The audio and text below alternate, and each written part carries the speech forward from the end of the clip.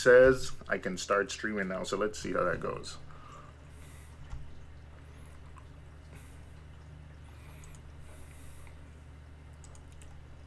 Hello everyone. If you guys are seeing me on YouTube, just please give me a thumbs up in the chat. There you go. I had to refresh. All right. You're good. All right. So I can't see anything yet. So you just got to give me another minute. Let me just see if I can open this thing on, see if I can open my own stream on YouTube and see what I can see and what I need to fix. Hey everyone, how's everyone doing? Just give me a sec. Reefing with O. So I gotta search for myself on YouTube. Reefing with O.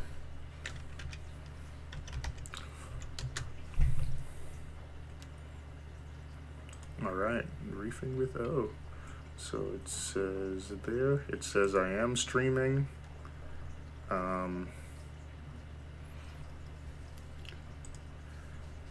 And can you guys hear me on YouTube?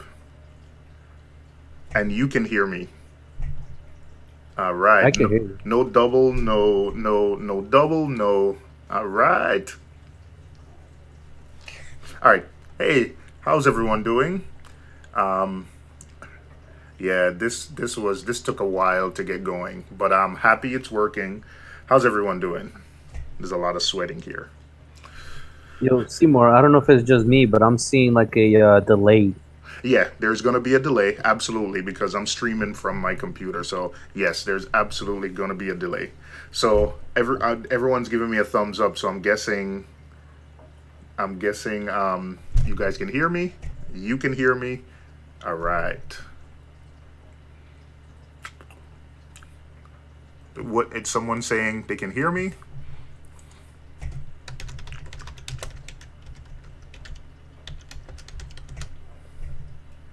All right, thank you. All right, guys, so it is basically tonight is just going to be open hangout.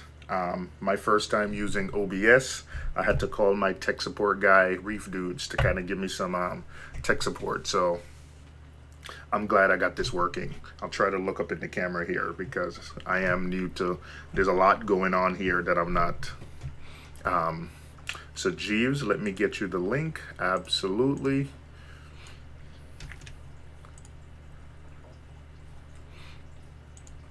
All right, Jeeves, just bear with me again. It's just a little madness going on. All right, there you go, Jeeves. That's one link, and here is the second link. All right, yeah. So what's up, O? What's going on with the tank equipment? Anything new? All right, let me just duck off camera and just take out my gum. Boom, there. Tank is good, man. I've been sticking to what I said I should, which is not mess with it, not mess with the tank, don't screw with it, and it's been working for me. It's been happening for me. The tank looks good. Can you guys see it behind me? Yeah, the tank looks good. Phosphates are coming down. I'm dropping them not too fast. I'm lighting the refugium 24 hours a day now, like Greg, I think 22 hours a day, like Greg Carroll recommended. I'm using GFO, and other than my phosphates drop every time I replace the GFO, everything's good, man. No complaints. The anemone tank, which is, believe me, like eventually I'll get cameras and videos of this stuff, but first time, and I think I'm doing all right. But the anemone tank, which you can see right here, not doing too bad either. Yeah, but my tanks are nano tank. I was battling dinoflagellates, put a UV sterilizer on it, but other than that, tank is looking good. Tanks are good, no complaints. I'm leaving them alone, man. No changes, no new equipment, no new anything, unless it's necessary. And I made one change. Sorry, exclusive. Sorry, I was lying to you. I am making one change. My ATO, the pump on the Neptune Systems ATK failed. So I have a Tunzi osmolator that I'm gonna put on the tank. So I've had like 4 or 5 of those PMUP pumps fail on me, and I don't feel like replacing another one. So I'm going back to my trusty Tunzi osmolator, which has never failed me. And I've used this, not this one, but I've used Tunzi ATOs for 4 years. Never failed me once. So remember earlier in the summer exclusive when I went away for work and like my controller crashed and my tank basically died, almost died?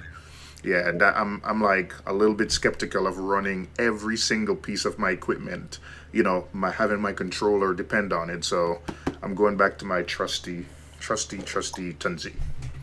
You know, while we're on that subject of ATOs, so I got the JBJ, and I think I'm gonna have to return it because my second sensor is not working, or I just don't know how the heck it works because I'm trying to set. Right now, I'm technically challenged. Everything is just not working. How are you trying to run the second sensor? All right, so the first one is supposed to be my primary, which it's up, and then when it goes down, so when the water level goes down, it turns on the pump to fill. The second one just doesn't do anything at all. So what I did was I took the pin out and I reversed the float. So it's supposed to be on top, and when it comes down, I'm sorry, it's on the bottom. When it comes up, then it's supposed to shut everything off, like like an emergency stop. Yeah, like emergency stop. You're running it in mode A or mode B? Mode B. Run it in mode A like that. Mode B is designed to run it with the second float reversed. So the way it works in mode A, normal, is your sensor 1, it drops, it kicks on until it comes up. So it's just going to adjust that little bit, right? Right. And then your sensor 2 goes in the bottom of your ATO container. When it drops dry, it'll shut it off so it will not run itself dry. Yeah, but I'm not running that in my ATO. I want to run it in the tank. Just hold on, let me get through it. Okay. So the way you did it, you flip sensor 2 over. It acts as an emergency in mode A. Okay. But it's still going to run off of switch 1. So the way you can test it, you can hang it on the outside of your sump. Hang both of them. Okay? Take that mode A or your sensor 1 and pull it up. It should turn the light on, right? Yes, it does. Okay. And then drop it, it turns off. Pick up your sensor B or your sensor 2 in mode A, and it should kill it. It should go as an error to default out. If when you flipped it, the sensor 2 acts as an emergency stop, not as a stop point. So the other way you run it mode B is you would run your float normal on sensor 2, and sensor 1 is your start fill, sensor 2 is your stop fill. Okay, gotcha. I'm gonna try that. But I think I think I tried that before and nothing happened. Like when I had the sensor 1, it's at the top, and when it goes to the bottom, then the alarm goes off on sensor 1. And I tried lifting sensor 2 to see if it would just cut it, and it didn't cut it. Meaning it didn't shut off the water. Okay. Yeah, but you got to have it in mode A. Yeah. I think I tried both. Yeah, but I'm gonna try if you have it in mode B, it will not turn itself off because you've got that float reversed. Gotcha. Okay. All right. I'm gonna try it again tomorrow. Yeah, try it in mode A like that, and make sure you've got sensor 1 and sensor 2 right. Yeah. And try it that way, because I ran it for a while and it was fine. Yeah, I was gonna return it because I really I'm a fan of the Tunzi, the 3155. I really like it. It worked great for me. But yeah, I got the JBJ, and now I got the if you guys don't know, the Avast pump. That thing has like a head pressure of like 130 feet or something like that. It's crazy. And I just picked that up for $50, so I'm not going to return it, obviously. So I have to make the JBJ work somehow. But other than that, I had problems. I got the Tunzi, the 1073, the pump, because in these all-in-ones they have 2 pumps, And I said, you know what? Let me remove it, get just one pump, get a Y fitting, and you know, pump both returns with one pump. I got the pump. That thing made so much grounding noise, and rattling. I had to call BRS, not BRS, Marine, what is it, Marine Depot, and have them, you know, just ship me out a new one or give me a refund because that thing was so loud. So that was number two, and then the cherry on top of it, oh, by the way, the MP10s, they're both quiet. They're both silent quiet. So I'm really happy with them. But the thing is, I can't get the second one to get picked up on the Reef link. I'm not sure why. It only picks up one of them. So I'm gonna have to reset both of them, factory reset, and see if that works.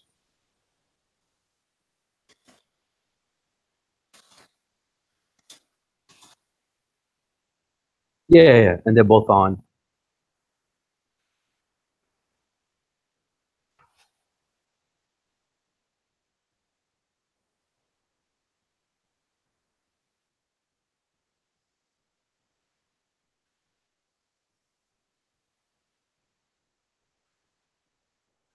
Mm.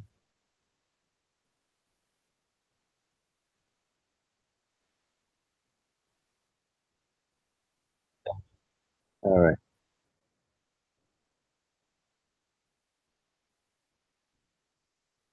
I don't know about that, man. I don't know. I look, when I just give you an example. Just now, a couple of weeks ago, when I bought the MP10, I thought it was bad. I called them up and I told them, I said, listen, I have this MP10. It's doing, it's, you know, a lot of grinding noise, blah blah blah. I said the unit's still under warranty, and the guy's like, are you the original owner? I said, no, I just got it from a friend of mine. He's like, we cannot replace it. They're like, we only replace them if they're the guy gave me such a hard time that he refused to replace it. He didn't even work with me. He's like, the only thing you could do is just get the dry side. He goes, here's the link to our website. If you want to buy it, buy it.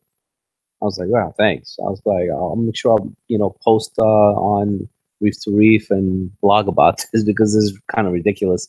I was like, you guys are failing to honor a warranty replacement on a unit that's still under warranty.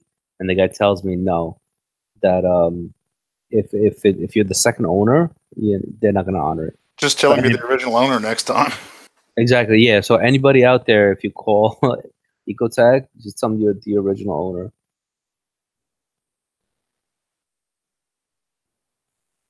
Yeah. But that's basically it. The tank is wet. I got the Rockscape going. The MP10s are going. Everything is off on the tank. I threw a shrimp in there and I threw a bottle of Fritz in there. So now it's just a waiting game. Would you use the turbo start? Fritz, I don't know. Fritz, some kind of bacteria, but for ammonia is gonna be the shrimp. I have a jumbo shrimp in there.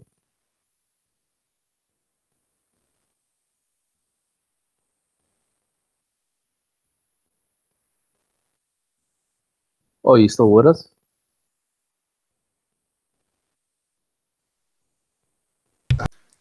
He's probably...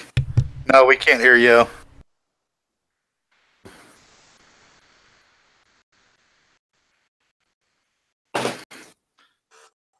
Yeah, we can hear you now.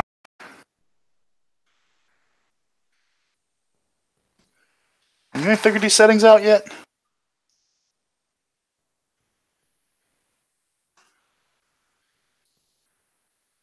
Yo, oh.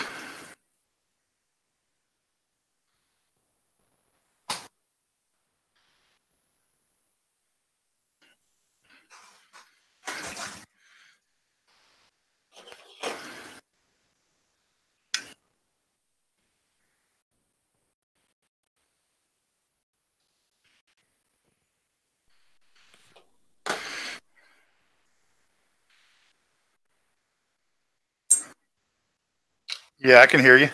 Dude. You know what, man? I think my mic went bad. Just give me 1 second. Let me try this thing again. You might have to select the mic in OBS. Yeah, all right. Can you hear me now? Yep. All right. Yeah, I think the mic got unplugged somehow. All right. All right. Guys, I'm seeing you. Can you tell them in the chat that We lost you. Oh, there you are. all right. Can you get all right? You can hear me. Good. Yep. Good. You can hear me good. All right. Thank you. I think my mic got unplugged, man. I got this. This is a mess. This is a mess. Mage, listen. I'm not even going. I'm not even going to say nothing to Mage now. Mage has been trying to tell me to use OBS for like, I'm gonna say at least a year now. So the fact that I'm messing with it now, I know Mage. Shout out to Mage. Thank you. All right. This is a lot. This is a lot to control, man. This is like 2 screens, chat, window. Like it's. Are you at home or are you on the road for work? I'm at home. I'm at home. I don't find it too bad when you have dual monitors because what I do is I have it set up to where one monitor is what shows on screen. That's how I have it. So basically, this is one screen. Like I've set it now where I can show you guys in Hangouts with me a little kid. So yeah, man, there's just a lot going on, man. I'm just trying to, I don't know. Let me keep it simple and not keep changing things. So for tonight, I'm just gonna show the chat and me sitting there. I had a whole bunch of other things like prepared, but let's just Keep it stick with stupid, huh? yeah. Let's just keep it simple.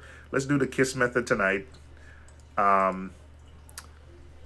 Let's do the kiss method tonight and just keep it moving. My television is on in the background, so I'm just gonna switch that off. All right. I'm sorry, exclusive. I was trying to figure things out. You said the JBJ. That's the one he was using, right? The JBJ ATO. Yeah. Yeah. I've used that before, and I think I agree with what Jeev said. Try it, because I've used the Innovative Marine Hydrofill, which is sort of like this, very similar.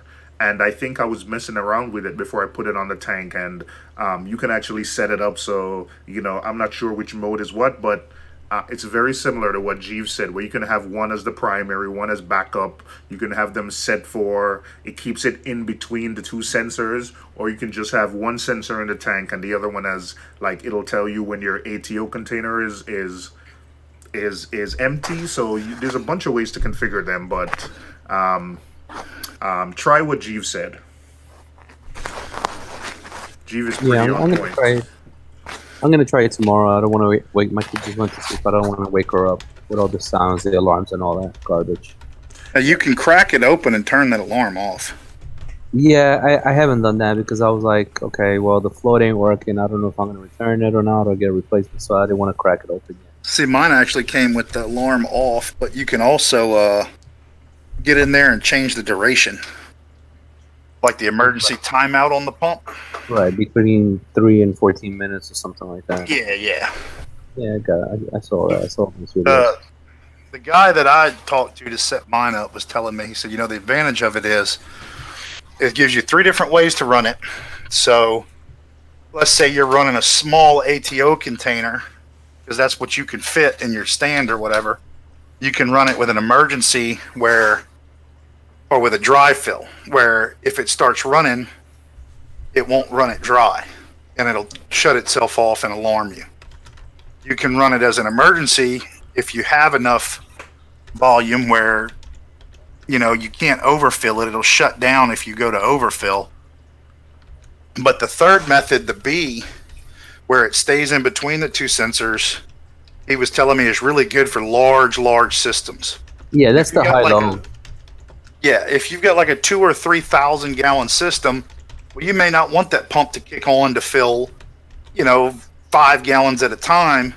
You can set it where it kicks on at this point and it'll, pump back up to this point with a bigger pump. So it may do it, once or twice a day. It might pump water. Yeah, I'm more concerned about having, just one sensor, and if that sensor goes bad or gets stuck over time, I have the secondary as a backup so it doesn't freaking flood my apartment. Mm-hmm. Yeah. So I'll mess around with it tomorrow. Yeah, the Tunzi Osmolator Nano, if you don't want to spend if you decide to go a different route and you decide to go with the Tunzi Osmolator Nano, that is also, I'm using the Tunzi Osmolator Nano on my son's nano tank. That's also a good one. It's just that it's a float switch, but you have to clean it regularly, but it has some internal protections. But Right. that's also one where you can save some money. I think that one is a little bit more than half the price of the 3155, but it still works pretty well. Yeah, I mean, I'd like to give this one a try if it works. You know, even if it's just with one sensor, and if it doesn't work with the emergency sensor, then I'll just put it down in the sump All right. and choose option, you know, A or whatever it would be. I don't know. I got to play around with it. But like I said, I just got that Avast pump, and that thing is a beast. So I want to keep it. I want to put it to use. It's really good. All right. I'm excited to see that, man. I'm excited to see that. I get excited to see you guys putting up tanks, and I know Jeeves is pretty good with some of the DIY stuff. I'm excited. I'm excited for new tanks. Always excited for new tanks. Always. Always. Yeah, I got this. I got the Cat Lights skimmer. It sticks out about like probably 5-6 inches. You know, it's an eyesore, but I turned it on today, and that thing is so silent. It's like you could barely hear it running. I'm excited to see what it's going to do with this skimmage. Do you, I think with some of the Red Sea Max, the old Red Sea Max tanks, they had a, I only remember this because you said like the Skimmer 6 sticks up. I know you said it's not an issue, but you know the old Red Sea Max tanks had a little piece of lip, like the back chamber had like a cover, like a little thing that came up, so it shielded any equipment that was hanging off the top. When I saw it at first, when I saw those tanks at first, I thought it was but from talking to you the last couple of days about the new tank and about the equipment hanging off, I can see why maybe they used to do those, you know, to kind of shield some of the equipment, all the stuff hanging out the back. But I saw the picture. I don't know if you sent it to me or you showed it on the camera. I think you showed it on camera yesterday, but it looks pretty. It doesn't look too bad. That's a nice. The skimmer sticks up, but it still looks neat. It still looks neat. Yeah, but you know why they had those covers also back then, right? The covers to cover all the equipment. It wasn't only for that. It was also to cover the equipment from getting algae from the light, because a lot of those, like this skimmer that I have, I'm gonna have to be on top of it and clean it pretty often because you know the light is right there. It's right next to the light, and it's gonna hit it, and it's gonna grow algae on the glass. So I'm gonna have to stay on top and clean it. Which skimmer do you have again? I went with the Cat Lights PLS-50. PLS-50. I'm just looking it up here. The Cat Lights ELS-50. Oh, I see. Yeah, it might get some algae in the neck. Okay, I see. So this guy eats sleep reef. I don't know if you know who he is. Yeah, he do. He has an awesome JBJ45, and this is the pump that he's running. And he recommended this thing. He's like, give this thing a 10 out of a 10 compared to the Tunzi 9000. Oh, not Tunzi 9, whatever it is. That's called the black one. Okay. And from looking at the photo here on Google, it looks like what you can probably do is once the neck gets dirty, it looks like you'll be able to like reach in with a paper towel and just wipe it and keep not the neck, but you know, right below the neck. Yeah. It shouldn't be too bad. It shouldn't be too bad. I think you said you don't plan on overstocking the tank, so I think you should be all right. Yeah, you know, I was gonna get a spotted bristletooth tank, but I'm not gonna get any tanks in here. You know, the aquarium is already small as is, and I don't want to get a big fish in here, so I'm sticking to just. I'm trying to get black ice clowns, and probably I have a list of about 6 or 7 fish, and that's it. You know, my main focus honestly is gonna be just the LPS Zoa Gardens on both sides. I don't know. I have this thing about the Zoa Gardens now. All right. Any acans? Maybe. I don't know. I'm really. I don't know yet. You know, honestly, it's just maybe a couple of torches some hammers, frog spawn, and just different things. I don't know. I really don't know. See more. It's just gotta get the thing up and running, and then start slow and see how it goes from there. But I don't think I'll be doing SPS. If I do, it's probably gonna be 2 or 3 once the tank is established in about a year from now or so. All right. Hey, Jeeves, how's your tank going? Oh, it's going good. I got this monstrosity of a skimmer in here now. Hey, Mage is around. You can't call her. I know she is. Monster. I'm not saying it's a bad thing. It's just Huge. 3 times what I need. So. So yeah, run it. Put it on a timer. What I'm probably going to do is I'm looking at closing my stand in. I mean, you've seen it. It's a metal stand. Mm-hmm. I'm working up the designs right now to close it in. Build the plywood and doors and stuff to go on the metal. And I think I'm going to redo that little power center I built when I do it, and kind of build a little extension on the side. And when I do that, I will put a couple of Wi-Fi controlled power strips in there, so I can run.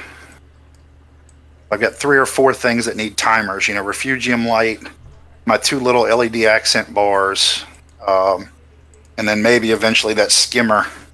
Run them on timers on those smart plugs where they'll. I can set them on the phone to run. All right. The picture I'm showing now is last year, when I was on Zeovit, before I started messing with my tank too much. I think I liked the way my tank was looking. Everything was growing, was looking awesome, and man, I totally messed it up. You guys can't see it. It's probably going to take like 10 seconds before it comes on YouTube. But man, I'm just going to keep my hand out of the tank, bro. That's my new thing. I just got to stop messing with it. I did pick up a new fish yesterday. What's the new fish? Bicolor blenny. A bicolor blenny. I am not familiar. He's a big one. He's fully grown. He's a cone tooth blenny. A canary blenny or a Midas blenny. Oh yeah, But he's half dark purple, half gold. Okay, all right. He stays pretty small. No, he gets about 5 inches long, but he's that long, skinny body. Is he like a goby? I mean, he's the same size as a fully grown diamond goby. Is he? He's mostly an algae eater, right? Yeah, he'll graze on algae. Why'd you get that over the Midas? Color or? Yeah, color. I already have 2 striped fang blennies. So that's the white and black stripes with the yellow heads. He's dark purple and gold. I don't know. I liked him better than the Midas blenny. I looked at it. Am I the only one? Okay, sorry. No, you good. I looked at the store, had a couple Midas blennies and a couple of these guys, and I just watched them all for a little while, and he seemed to have, be out and about and look the best, and he was the largest of them. Am I the only one that likes the lawnmower blenny? No, I like the lawnmower blenny, but if I get one, I want a starry blenny. Is the lawnmower blenny the one that looks ugly? Yeah. Oh. I like the starry blenny. If you have a small tank though, and you need an algae eater, that lawnmower blenny does a good job. Mm-hmm. If you have a really small, like a nano, you get the tail spot. The little tail spot blenny is decent, and he'll pick at algae. So now here's the thing, right? With these blennies, with the algae, I mean, once you cycle and your tank is good to go, technically you shouldn't get that much algae on your rocks, etc. Is the fish gonna survive? Yeah, this one eats mysis. He eats spirulina flakes. Okay. Yeah, and that's everything in my LFS it eats mysis shrimp. Yeah, and there's always algae. Like we're not saying it gets to the point where algae's out of control, but there's always when you have tanks and you see the tanks picking at the rock, they're picking at algae. It's sort of like preventative maintenance where they're picking at it before it gets out of hand. So there's always some kind of algae for them to sort of eat. Yeah, it grows on there where you can't really see it. The best way to see it is take your rock and shine a flashlight on it. Yeah. A really bright flashlight. What color is your rock? It's brownish green. It's not white. It's not purple. Unless you have coralline, then it's going to be brownish green, and that's that thin film layer of bacteria and algae, and like I get a little bit of hair algae on the back glass because I only clean it once a month. So it never gets long, but there is a little bit back there. That story, Blenny. How do you know when he ever has ick? He's full of white spots. Duh. I wouldn't. That thing is nice though. Now I'm considering that guy too. It's the same thing as the lawnmower, Blenny, just a different pattern. Yeah, it's pretty good looking fish. Hey, what's up, Alex? I think Alex is about to do a feeding. Hey, everybody. What's up, Alex? Yeah, it's that time. All right. Alex, you make your own food or you buy? I buy mostly, and I do feed whole cocktail shrimp though, uncooked. I gotta start messing around with getting food, but somebody's hungry. Oh my, what? Oh, Hey, Look at that thing. That thing is like the size of a cat. I know. Wait, did he just spit at you because you're not feeding him? yeah, he spits water. Dinner time. Put your finger in there. Yeah, I think he's tried that a couple of times. All right, let this thaw out here, and we'll get the other fish going.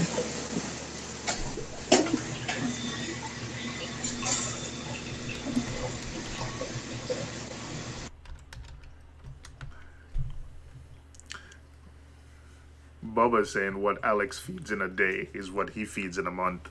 He just took out an entire rod's food. All right. Look at that.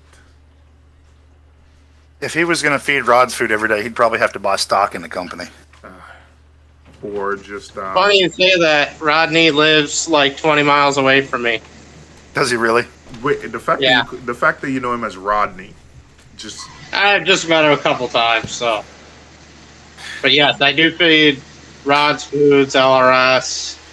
I do a mix of things. Yeah. Spectrum pellets, PE pellets. Now, do you mix it all in and pre-freeze everything, or you feed it as a little bit of pellets, a little bit of this, a little bit of that? Generally, I do pellets in the early afternoon. Some days I skip, and then for this tank, just because I got a lot of fish that love their algae, I'll usually try to get these guys every couple of days. They get the clip, which they've already decimated. And like little piranhas over here. But usually with frozen foods, I'll just kind of pick whatever I think they should have that day. Usually I alternate between an LRS or a mysis. Sometimes I'll mix them all together. Just depends on the day. The cocktail shrimps every couple days for the big guys, which are becoming more and more challenging to feed as the rest of the fish have learned that the shrimp on the tongs taste very good.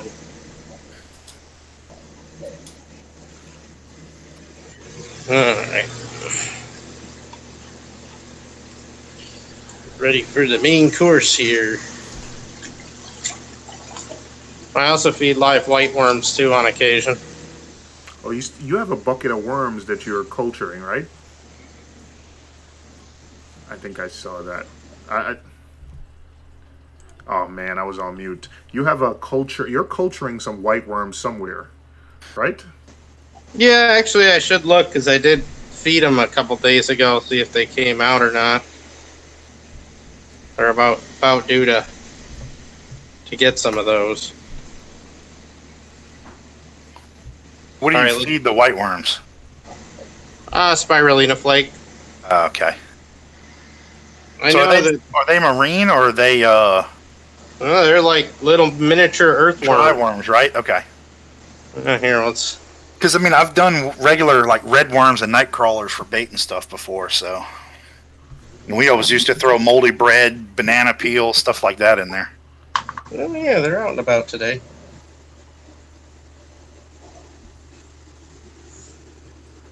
Yep. So then what do? Take them and rinse them and put them through a sieve? Well, most of the time there's very little dirt that gets on here. Most of that dirt's on the bottom side here, so I'll just get some RO and kind of rinse them in. Here, let me grab my cup, see if I can't do it here. Let's set that down. We're gonna get you like a little bike helmet with a camera mount on it, huh? I almost feel that I need that today. Feeding the fish with the camera at the same time is not the easiest. Where'd my big cup go? Oh, there it is. Maybe get a GoPro with a chest strap, or yeah. Yeah. All right,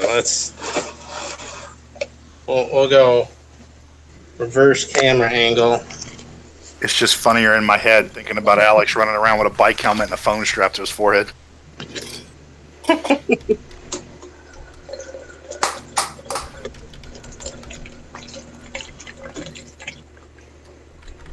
There. I got a couple cultures here, so let me see what the other one looks like. Ooh, this one's gonna be a lot easier to take them. Anyone want to hop in? Just let me know, and I will repost the link. That didn't go this way. All right. By the way, thanks Jeeves, thanks Exclusive. I was having like a little bit of a nervous meltdown almost because this thing wasn't working, but I think I mostly have it figured out now. Oh, you good? It was I was stressed the first time I did it. That's why I just did it as a test stream randomly, and I had Mage come help me. See, if I'm just throwing up one randomly to just sit around and BS, I just go through Hangout still through YouTube. Yeah, I will, but I think so. I'll tell you my end goal of doing this is, I mean, I wouldn't rewatch like a 2-hour stream or an hour and a half when we're on for an hour and a half, but I think there's like little nuggets of good stuff in there. That, yeah, you want to be able to go clip and pull. Yeah, I do. And then what'll happen is like Alex will be in and he's showing his tank, and then when I take it off of Alex, somehow the Hangouts is still stuck on him, so we just watch his logo for the rest of the stream. And that happens to Billy. And then there's nothing I can do. So this way, you know, there's at least an opportunity to, you know, go in and change it off. Yeah, of Alex. You can manually change it, and yeah, it'll pick it up. Yes, it will. Yes, it will.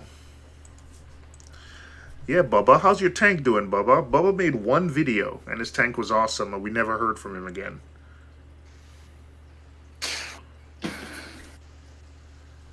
And, okay, all right, let me see it.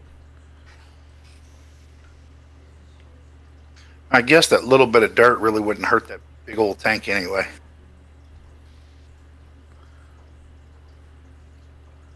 Oh, man. No, don't worry about it. The wrasses are going nuts. Yeah.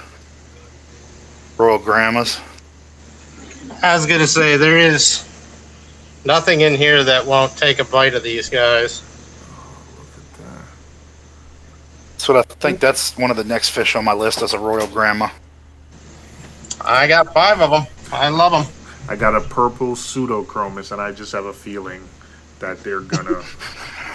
Is it a pseudo? I forgot what it's called. I have some purple something, and I think they're gonna fight.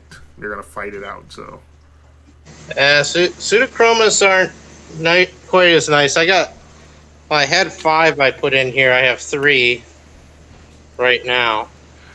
what is it, Pseudochromis and Dottybacks fight? You know what? I have an orchid dottyback. Well, I don't have a pseudochromis. I have a dottyback, orchid dottyback.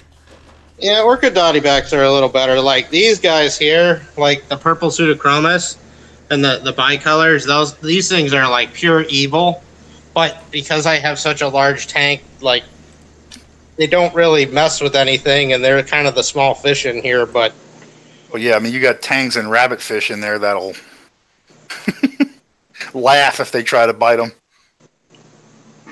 I think they'd be more worried about that guy. Yeah. Because I think he did eat one of them the first day. Did you nip my tail? I don't know if we quite got that far. I think it was more like, ooh, you look tasty.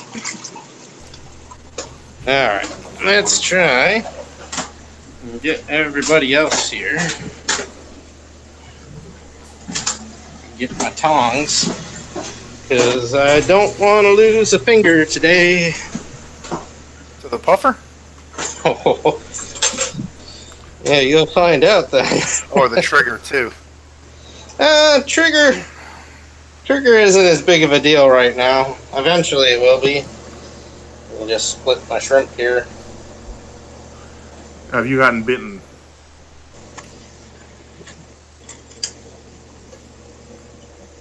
How painful was the bite, Alex? My dog face got me. My first dog face got me last year, and it got me right between the nail and the skin. And luckily, after I let out a very large scream and threw my hand and flung water all over the place back here, it just bled a little. But that puffer was a little bit. That was one of my first. That was my first puffer that I lost last year, but this one's a little bigger, so it'd probably just take a chunk. Alright, so distraction of algae. You know what? I got a better idea for feeding time. What's his name? My wife named my fish. I do not. Sorry, buddy. My wife named the porcupine puffer Lardy. Lardy. The porcupine puffer's name is Lardy. Yes. Alright, so let me see if I can get them going here. I'm going to try and keep it under the camera because I'm... Come on. What, now you don't want to play? Go on.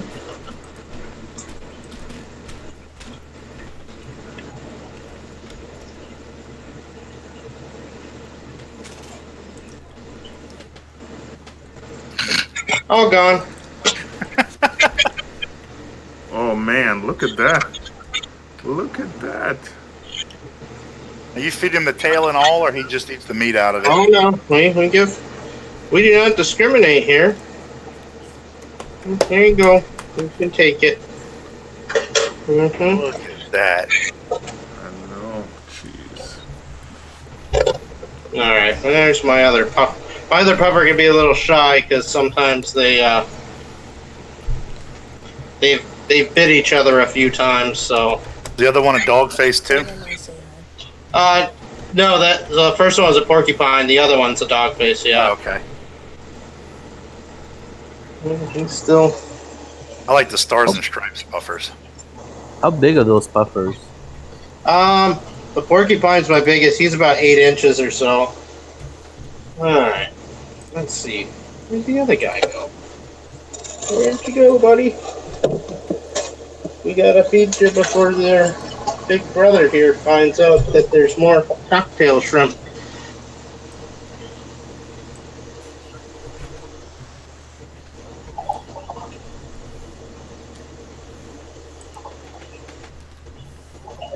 Yep.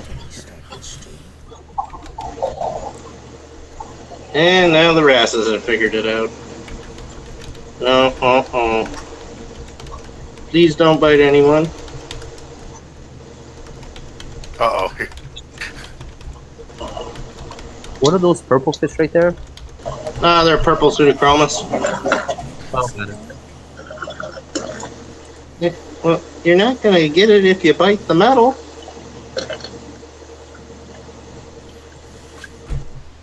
You're biting the metal again, buddy.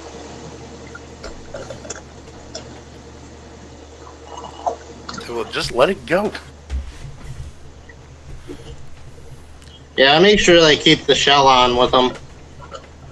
Yeah, looks like the blue face wants some.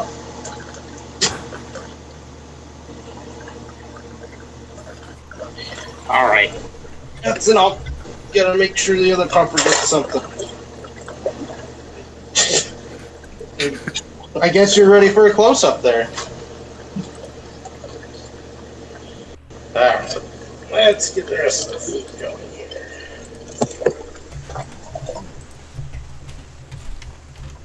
We're not really used to the viewing box in the tank during feeding time, so.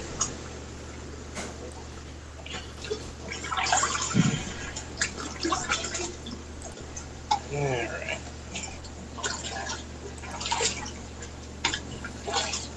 Alright, let's see if we can get out front quick.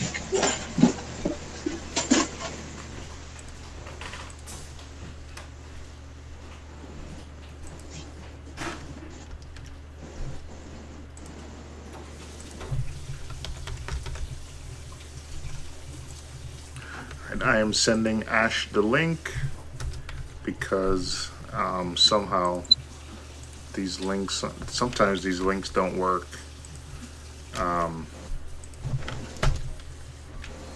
And I haven't seen Ash in ages. Yeah, I think Ash has a new tank that I definitely want to see. So, Ash, I'm sending you a bunch of links. Hopefully one of them work. I'm sending you like the link in like multiple formats. So I really hope you're able to get in, buddy, because definitely want to see the tank. All right, so Ash, that email was sent. So let me know if you get it and if that works.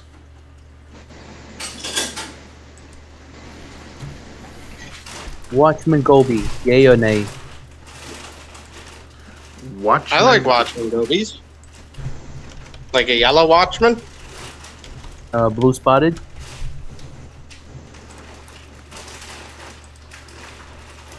Watchman Gobi. Oh, the pink spotted. There's so many of them. Generally, they're good. You can put them on the pistol shrimp. Those are the yellow ones, right? How big do Watchman Gobies get? Oh, five. Yeah, sounds about right. Yeah, they're not Generally, too they keep to themselves, but on a rare occasion, I've heard of one being aggressive. But Well, I mean, I just want one just to keep the sandbed clean, you know what I mean? I think that with a fighting conch, that should do the job. how big's the tank? 45? 25? 70. 45? 45. Oh, Does it turn over the sand bed a lot? I know it digs, but does it?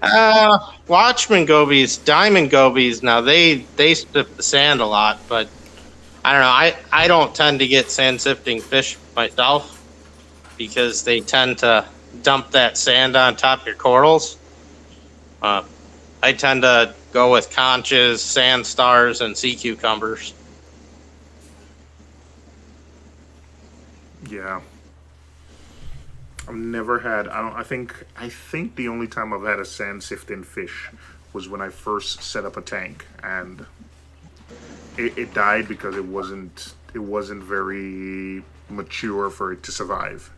So it died, and I've never tried again. But I've heard the stories. Alright, let me see what's going on in the chat before these guys said I abandoned them. Alright, send us the link on Discord. Oh, you know what? Good idea. Just let me go to a different computer because there is a lot. Alright, I'm gonna send you guys the link on Discord.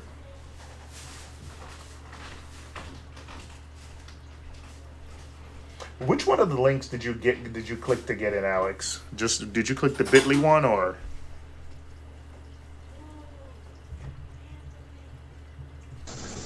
Sorry, I tried to unmute while I'm holding the phone here. I ended up getting the YouTube redirect link and emailing it to myself. Ah, okay, gotcha. I can't. I don't know what it is about the links you sent. They don't agree with me clicking on my phone. The same thing happened to when I was on Paul's stream the other day. I literally he had to send it to me on Facebook for it to work. Like clicking them on YouTube didn't work. Hey, Ash. Hey guys, how are you guys? Oh, he got this. Man, I was wondering, am I still on air or off air? Because I keep on seeing off air on the side. I'm like, what's going on here? Yeah. You know what happened? I'll tell you guys why I've done this. When you're doing the sort of, I'm trying the OBS streaming software.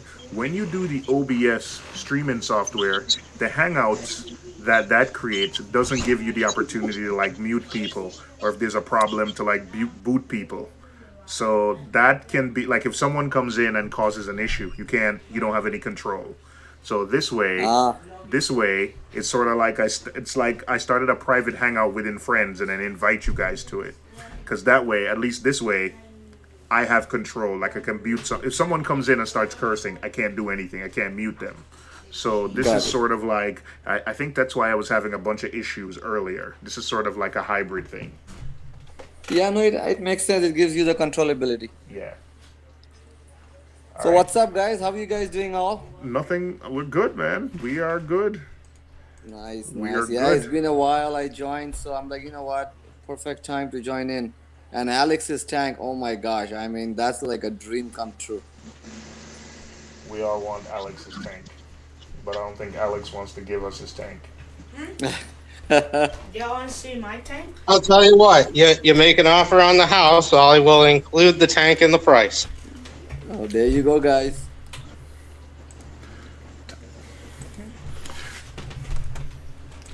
I don't think I want to move to Chicago anytime soon. Here's typical puffer behavior. I ate 3/4 of a cocktail shrimp, and now I'm tired.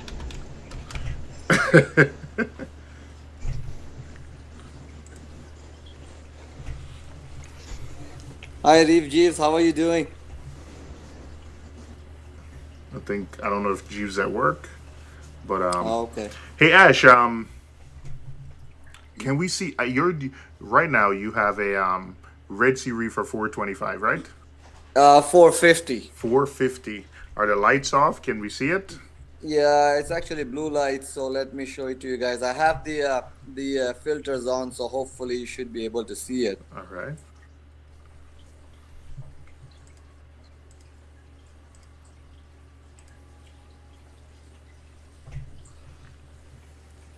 Can you guys see it? Yeah, we can see it.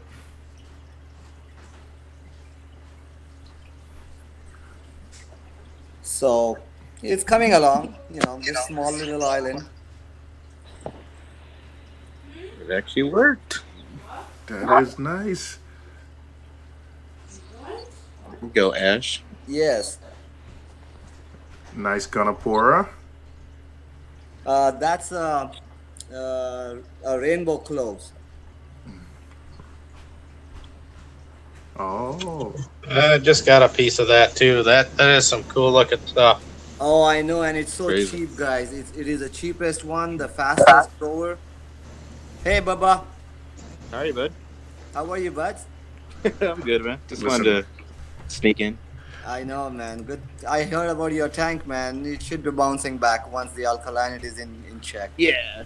It was my fault. I was just hand dosing it, not checking the alk, but it's all good. You're hand dosing. Yeah, it was the consumption started going down, and I was still putting the same amount.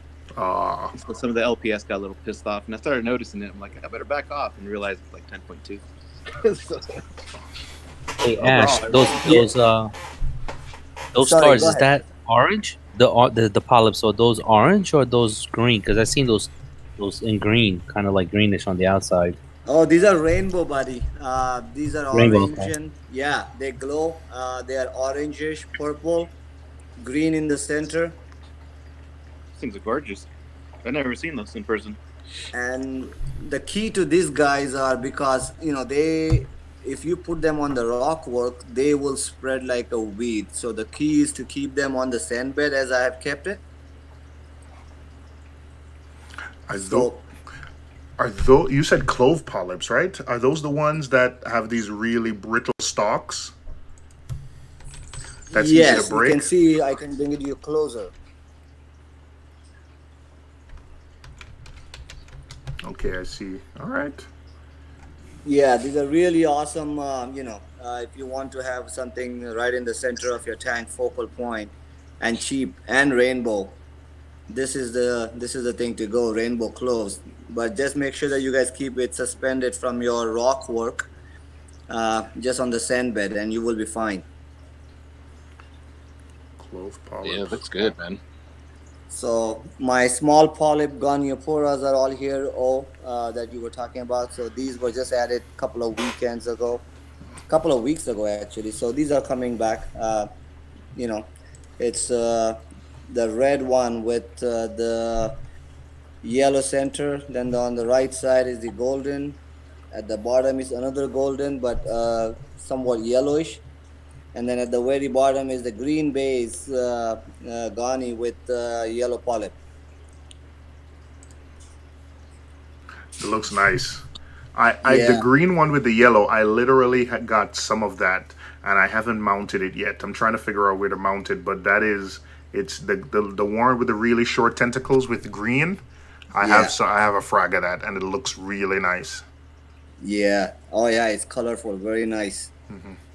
All right, and to the right, you also have, that's another Ghani, like red one. Yeah, this is a long tentacle Ghani. Yeah. Right, so it's like a blue stem, and then the polyps are all red, purple red. Okay, wait, blue stem. That's crazy. I know. All right, yeah, I'm searching for that right now. Blue stem Ghani. Ghani. So and then right beside is the Atercheos. I eat the zoas, the Atercheos. Mm-hmm. So I planted them there for a reason, because I wanted them to cover that whole rock work like a nice foliage, right? And it's growing fast. Like, these guys are growing awesome. Hey Ash, do you know what regions you got where these Ghanis came from? Australia. Oh, nice. Okay. I mean, pretty much most of the stuff that I have added here, I'm not sure about the zoas, but most of the stuff are Aussie, because remember, Indonesia was recently closed for a while. Yeah. Exactly. So most of the corals in the system here are Australian, most of the stuff. So do you know George is still in the chat? Not to cut you off. George? What's his name, George? Oh man, I forgot the number. 5232 George? 5232 Jorge. Okay, I thought that was Jorge. That might be Jorge, yeah. It's possible. I don't see him. I haven't seen him recently. 5238 Jorge. Bubba. I was gonna show him the mystery core real quick. Yeah, I'm not trying to take Ash's thunder here. Because this tank's looking a lot better than mine. Hey, look, check these guys out, guys. Oh, yeah. Ooh. Got yourself some pandas, huh? Wait, Ash, I have to ask. Those are expensive, man. I went to the LFS, and I went to my LFS, Manhattan Aquariums, the other day, and I did ask for, like I saw those. Ash, if you don't mind telling us how much, I don't know if your wife's listening, and if your wife not listening. What were they? I missed them. You don't have no to worries, say. Man. Hey, listen, I am an open ticket to my wife, okay? If I lie a bit, I know I will not be able to buy the next coral in the market, so I gotta be very open. All right, so how much was it? Bubba, stop it, man. I saw this at my LFS the other day. Manhattan Aquariums. I know the cost. It was $500 for the pair. Yep. Hold on, what is it? That is no way. Price. The These new are storm, Black Storm. Black Storm. Oh, that black. Black I Storm found ponds. pandas, but yeah, they're expensive, man. How much is it? I paid 450 Canadian. Wait, hold on. Let me. I think it's a perfect time for me to go get a drink of water. That's nuts. Oh man, 450. All right, I really need a drink of water, but jeez, 450. Aye. Yeah, man. These guys. I mean, these. Hey, listen. Couple of months ago, these were $800. So I waited. And apparently, the guy got a new batch, and I know the LFS. He's one of my best friend here, and it was just one pair that he got, and I was like, "You wanna come get them?" And I'm like, "Hold it for me. I'll be there in half an hour." Oh man. Oh, nice. Oh, these are awesome, man. And the best part is, I have another pair of platinum clowns at the back. If you guys can see, let me come on the side. They usually hang around right here. See there? So you have 2 clowns in the tank. Yes, 2 designer clowns. So I got the platinum and I got the black storms, and they all hang around together. I love the Black Storm's a very open swimmer, man. They're all over the place. Yeah. Yeah, these guys are a new trend in the market, I guess. Yeah, they are. They're expensive, man. Oh, I call them Shamu.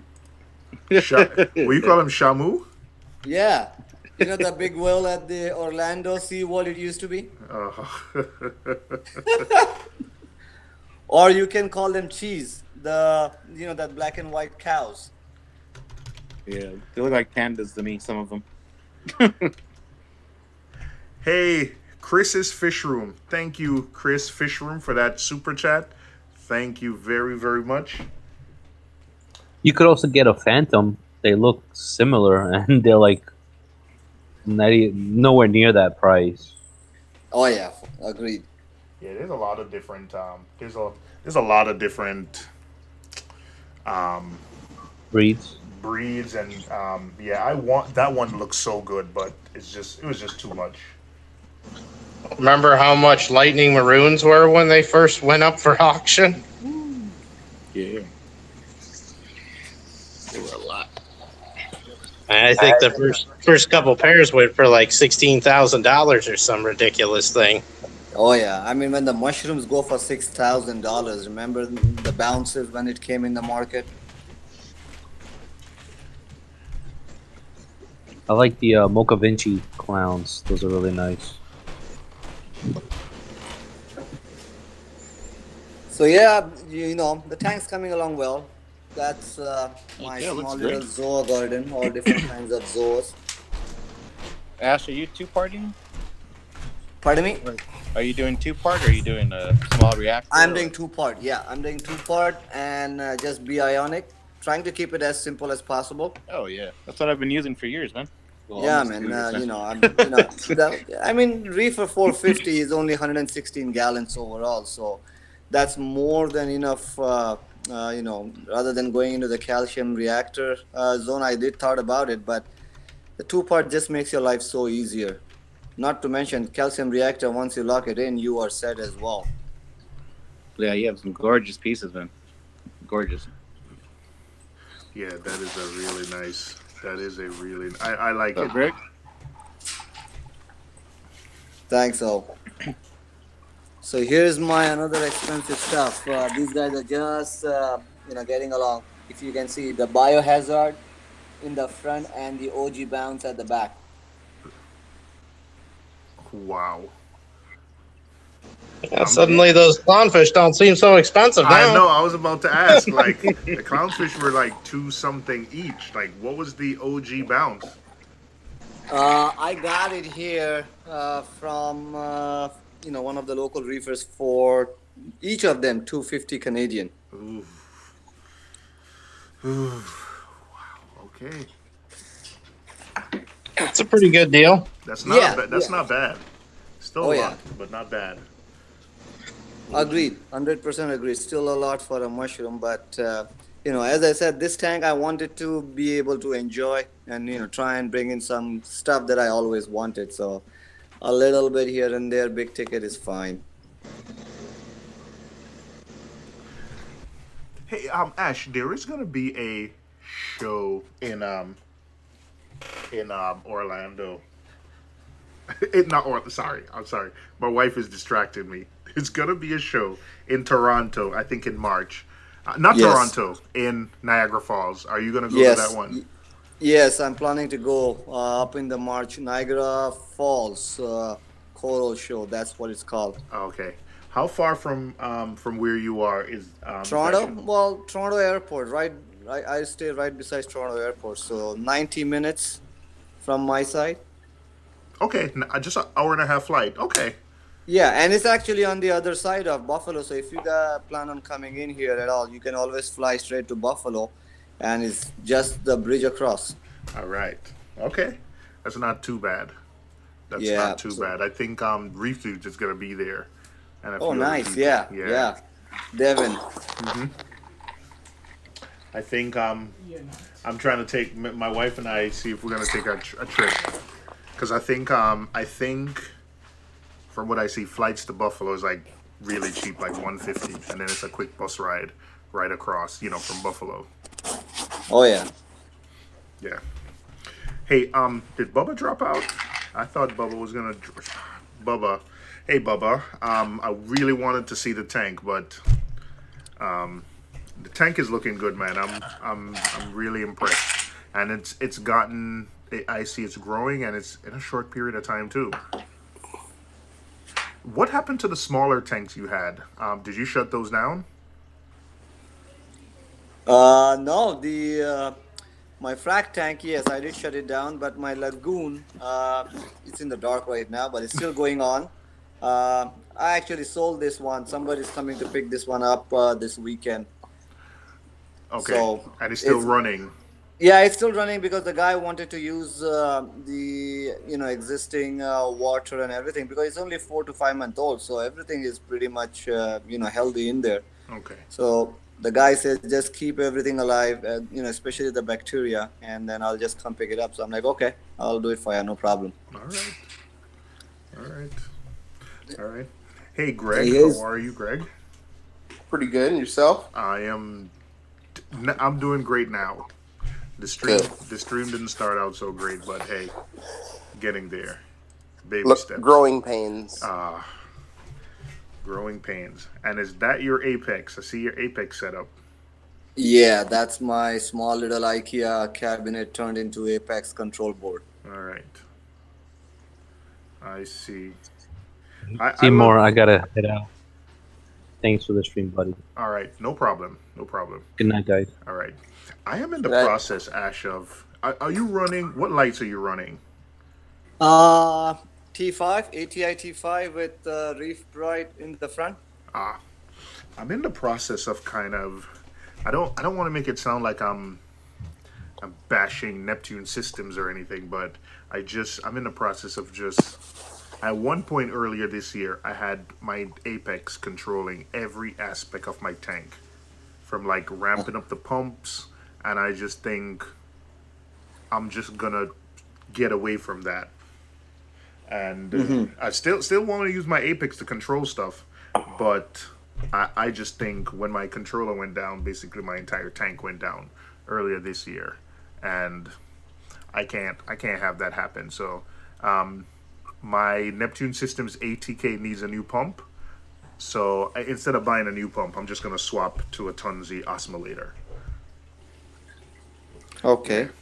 Yeah, you're right. I agree. You never put, all the eggs in one basket.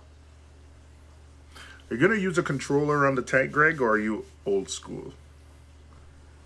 I'll use a monitor on the tank. Like I'll control non-essential things. like a Milwaukee, or you're using an Apex, just not having. Yeah, it won't be running it won't be controlling my return pump. The Tunzies will probably be running on their own controllers. I probably won't rely on it to control my calcium reactor, because I know how to tune a calcium reactor, so it's not like a big deal to me that I have to rely on the pH monitor or anything like that. So it'll probably be pretty, for the most part, old school. I mean, the tank looks more complicated than it is, so it'll still be pretty basic. Okay, yeah. Learn my lesson. And when you have an abyss, I think you're downgrading it by putting it on an apex, right? Like, that thing should just... I mean, I believe when you put an abyss on an apex, it only controls the speed. Yeah. So it's only using the 0 to 10 volt. As far as the plug, you would still have it plugged in direct. It wouldn't be, you wouldn't need to, there would be no reason to plug it in to the apex. Yeah, and you don't, you know what I mean? And you're not one of, I mean, I used to do this, I don't anymore, but you're not someone that turns off your protein skimmer or your return pump when you're feeding. Never. Yeah, I used to. Yeah, it's more laziness. To me, it's just a hassle. I don't see a reason to do it. Just let it go. Corals are pretty well adapted to catching food. I may turn off the flow pumps. Hold on, guys. Are you telling me that in the ocean, when feeding time happens, the water flow and the currents don't shut down? Well, no. I mean, you know what I'm telling you. Yeah, he's making. It was a smart aleck comment. Yes. On purpose. Yes. Because I don't shut anything off either. I mean, I do in my nano tank because I'm force feeding my ACANs, but the return pump is never shut off. I just turn off the tunsies. Yeah, but I never even slow the return pump down or anything like that. I just let it go. I don't run terribly a lot of flow through my sump anyway. So I expect to have less than 1,000 gallons per hour going through the tank. I mean, going through the sump. So. AL has a question. Does Apex not have a fallback backup setting if it malfunctions, like equivalent to a safe mode? And yes, it does. But I had my gyres connected to what's called a gyre interface module, sort of very similar to what BRS is running. And when you have the gyre being controlled, like being ramp up and down, when the controller is literally sending signals to the pump telling it ramp up, run at 20% now, slowly increase it, and when that is happening, when the controller goes down, it doesn't get those instructions, so nothing happens. Same thing with, like, if you use a dose pump, like the Neptune Systems dose, like when your controller goes down, your tank doesn't dose. Like if my tank goes down, my GHL, it says fall back on, and my GHL has its own programming that still works. And then the big thing also is the ATO. The ATO, the Neptune Systems ATO, has two modes. It has standalone mode, where if you don't plug it into an Apex, it works a certain way, and when you plug it into the Apex, you have more control. The thing is it doesn't go from one mode to the next automatically when you plug and unplug it from the Apex. So literally when my tank went down and my wife was like plugging stuff in for me, with just strips to get everything to work, you have to go in and reset, like press the reset button on like the Neptune Systems like ATO to get it to go back into standalone mode. You have to reset it, and I just think it was a lot to ask of her to do to sort of get the tank up and running when I wasn't there. And I don't think I want to put her through that anymore. Plus, yeah, again, I said the PMUPs is frustrating because I think in the year and almost 2 years I've had the controller, I've had this is my second time buying a PMUP for it. Also, when I run the PMUPs, the little Neptune Systems pumps, when I use them to like run reactors, I love them because they handle head pressure well. They just, if a little bit of snail or some air or anything get in it, like it seems to just break the impellers.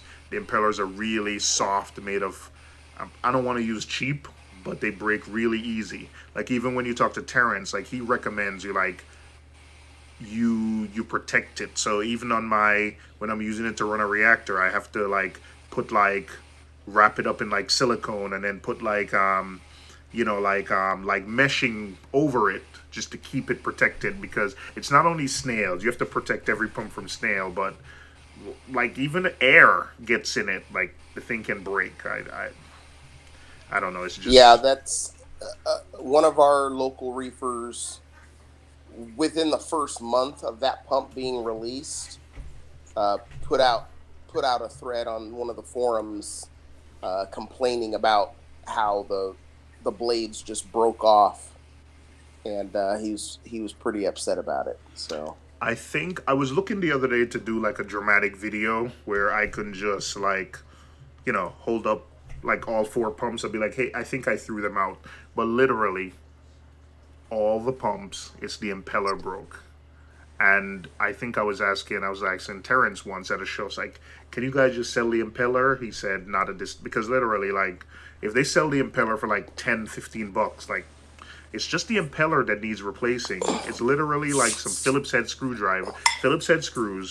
and you replace the impeller. Right. But I'm not gonna lie though, the Tunzi is not a model of reliability on that pump either. So I always keep a spare pump. I've never had the Tunzi fail on me. And I don't want to make No, I mean just eventually the pump fails, gets weaker and weaker, and then it's I always keep a spare. It's also what, 20 bucks? Yes, that's it. Yeah, it's 20 bucks. But the Neptune Systems ATK auto top-off kit has a couple of things that I really like. For one, there's a siphon stopper that comes with every, because my ATO empties into my sump that's like a foot off the ground, but my ATO container, ATO reservoir is 3 feet. So if it didn't have that siphon stopper that it comes with, like I'd have a siphon, that works well. Also, the whole float switch thing where, you know, it literally pumps the water through a float switch, like a physical float switch. I love that, because there's been times where I want to manually refill and I've left the pump running and it has a, you know, like a physical float switch that stops water. So I like those 2 features. Right. Alex, is that your urchin?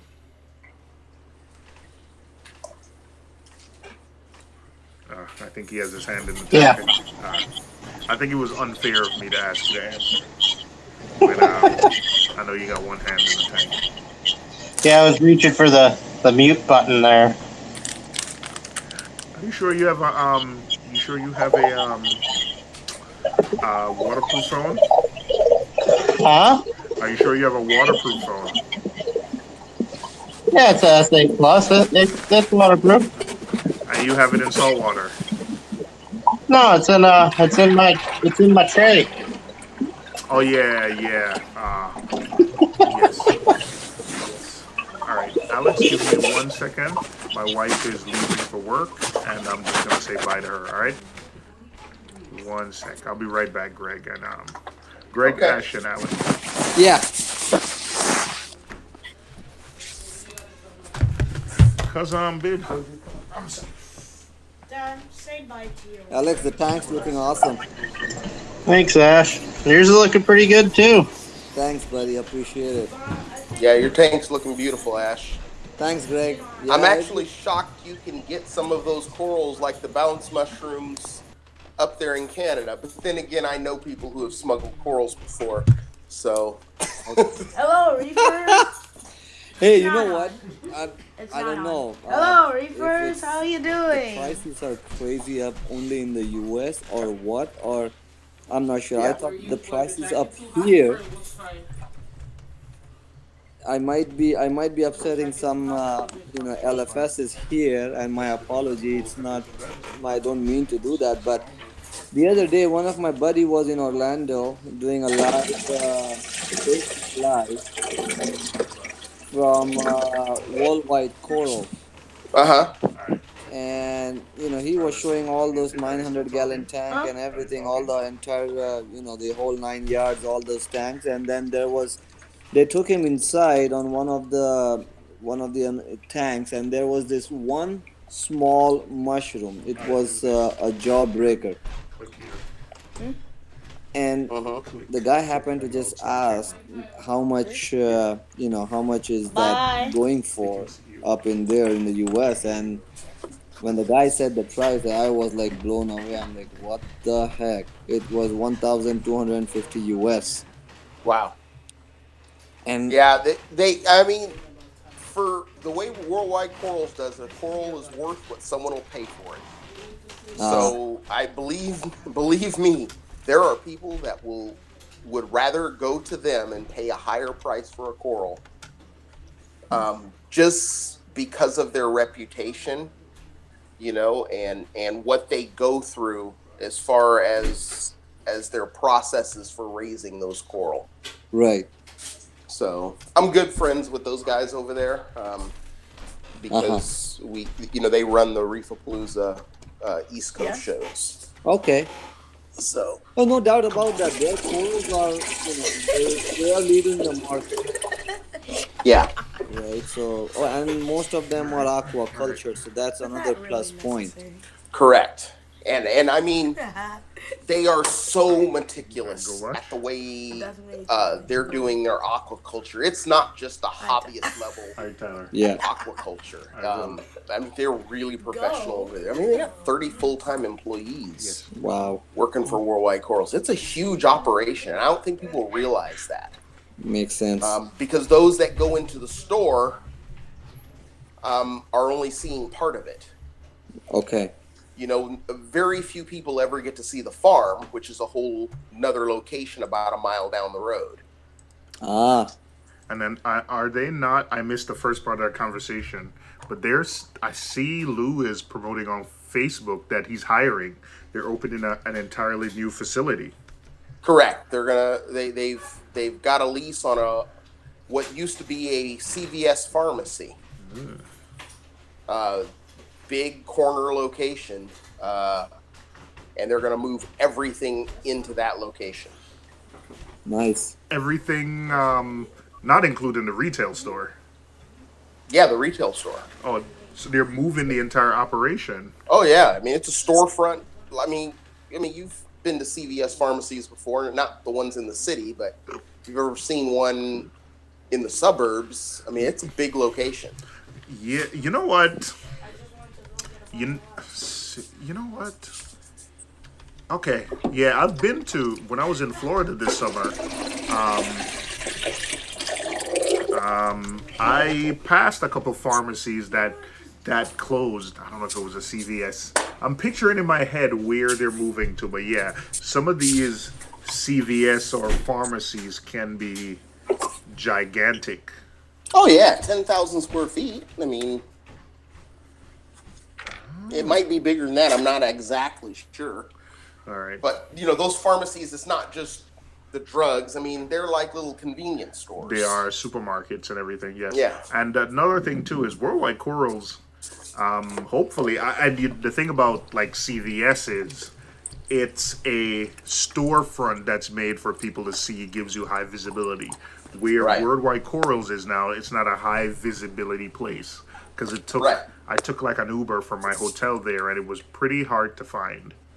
Yeah, because it's way back in the back. And yeah, the GPS didn't even properly get the address. So yeah. Right.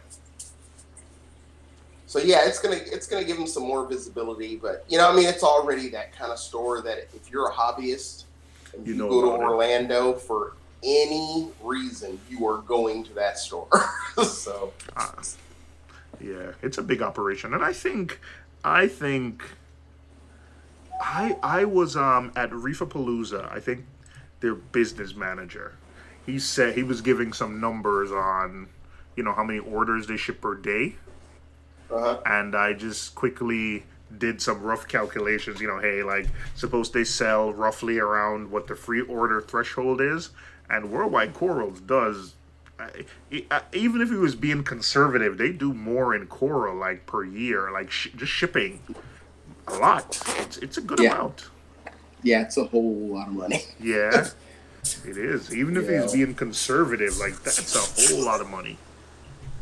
But the big thing for me with those guys is they're just passionate. They're not just looking at it as a business. They still have the passion as a hobby. I mean, they've turned it into a business. But yeah, I mean. Yeah, I agree. I think Ryan was talking about this on one of his videos. Ryan from BRS the other day. Yeah. He's been doing live streams as well recently, and he good. details how hard those guys up at WWC are working, and hats off. They are meticulous in what they are doing. They pay attention to every small little details in the tanks. Yeah, they do.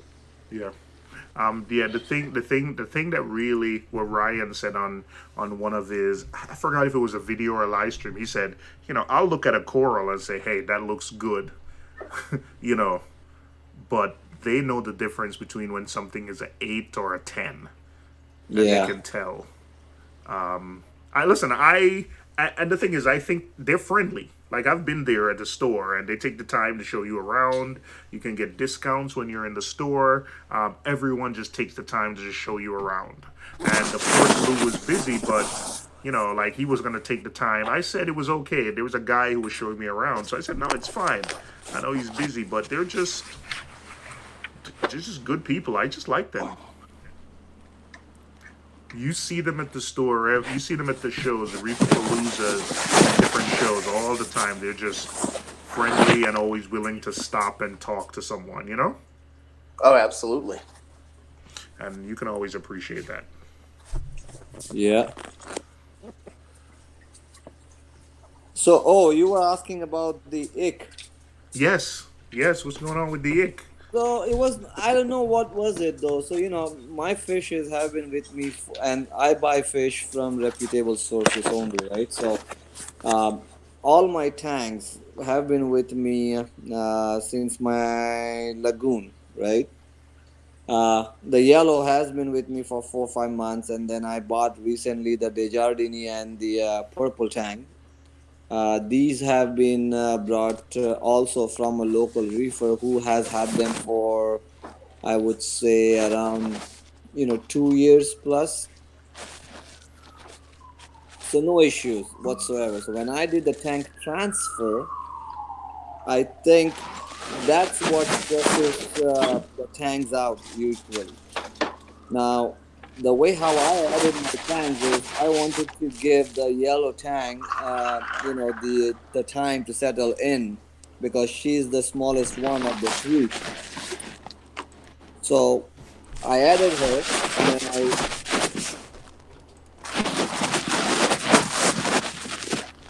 Hello? I think it's Greg doing some shuffling there. Greg? What? Oh, I'm sorry. That's all right. Let me put it on mute.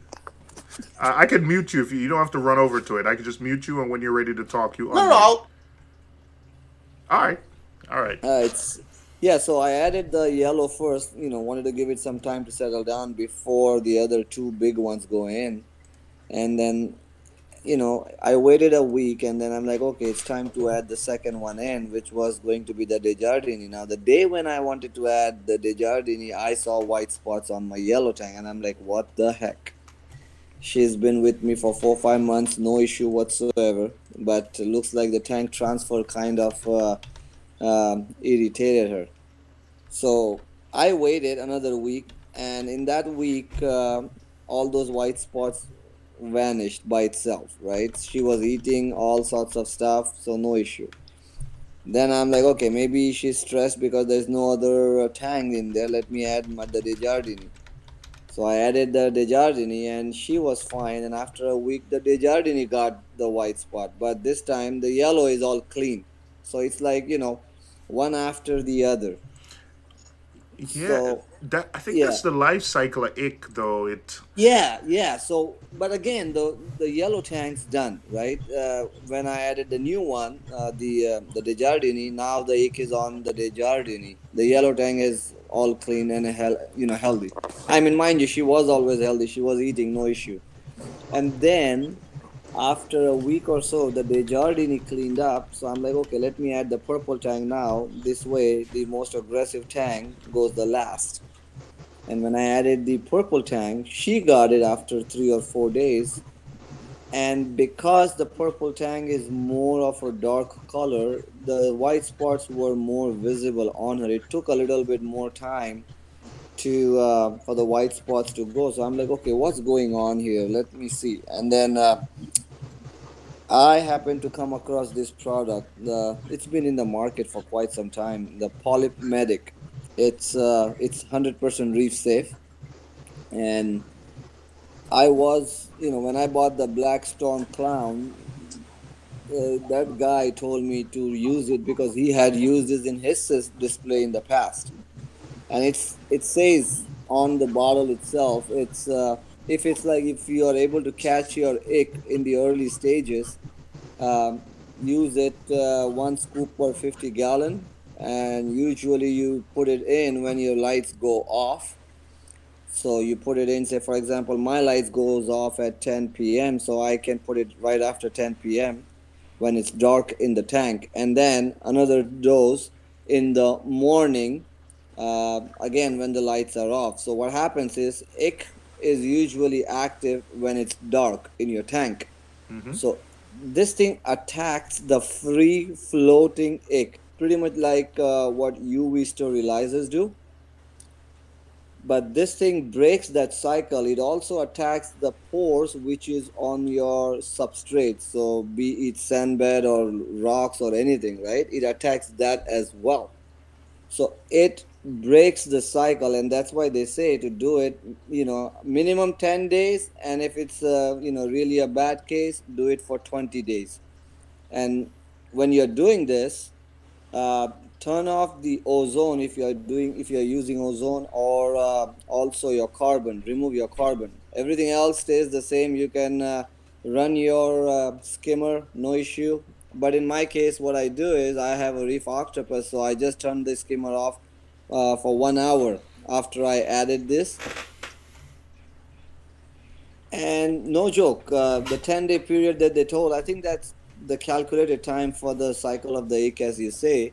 Right at day 8, my purple tank was 100% clear when I saw it. Usually when when the lights come on, he has the spots.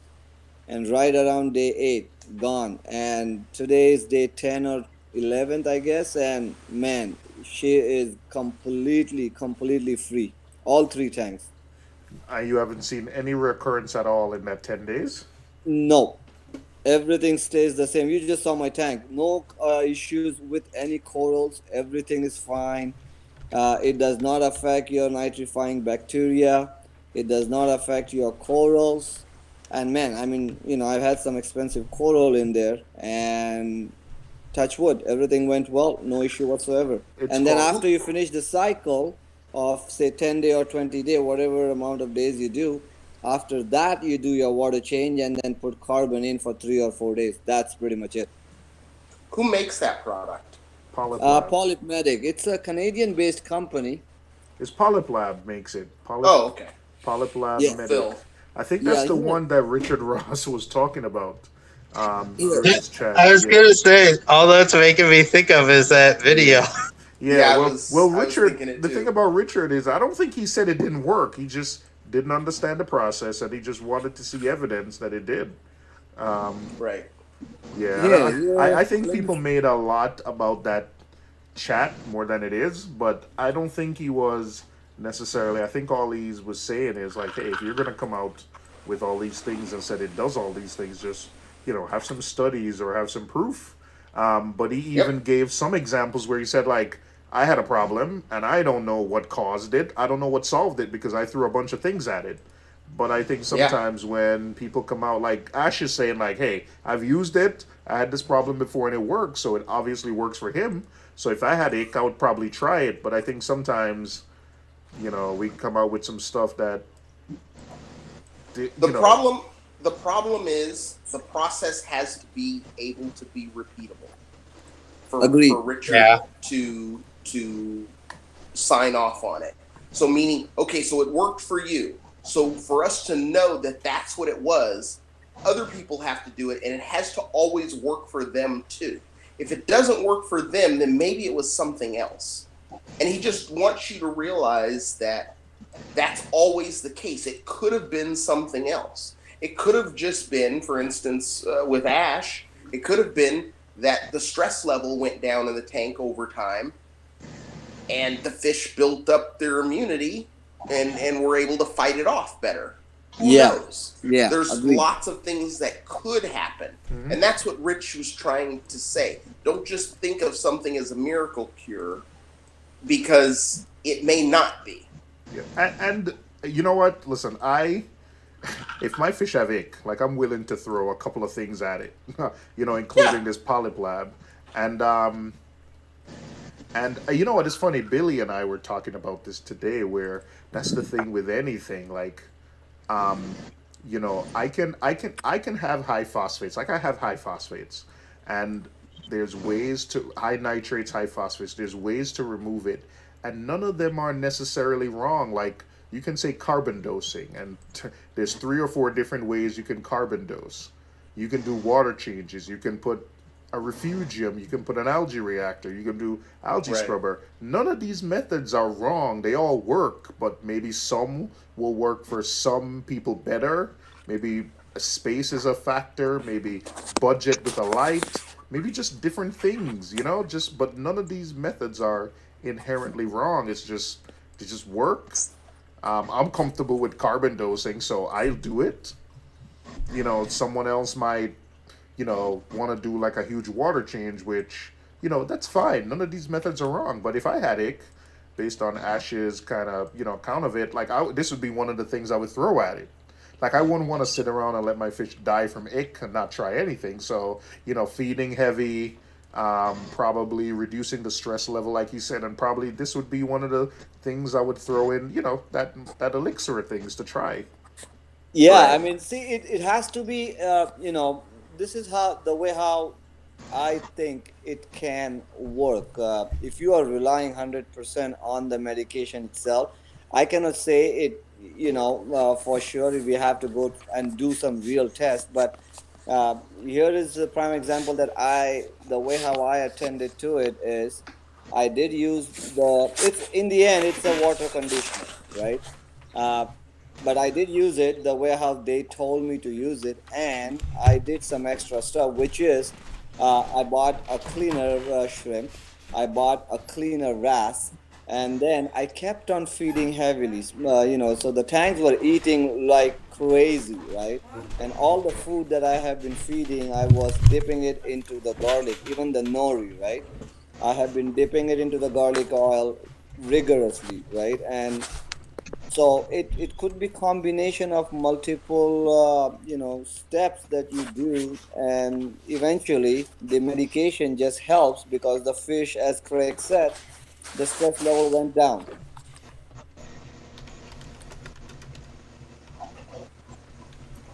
And I know that's kind of the way I look at it is there's just a lot of factors sometimes, and just with my tank, I get real nervous about dosing chemicals. But that's just me. Victor Orozco has a question in the chat. You guys that have been to WWC, can you really tell a difference between the mixed reef and their SPS tanks when it comes to coloration? Heck yeah. I could. And I did ask the guy when I was there, and he said because this is a mixed tank. Because when you look at their SPS tanks, like, the tank is so awesome in terms of coloration. Like, I think that's, in terms of, I've seen some impressive SPS tanks, but in terms of, like, just the colors, the branches are so thick.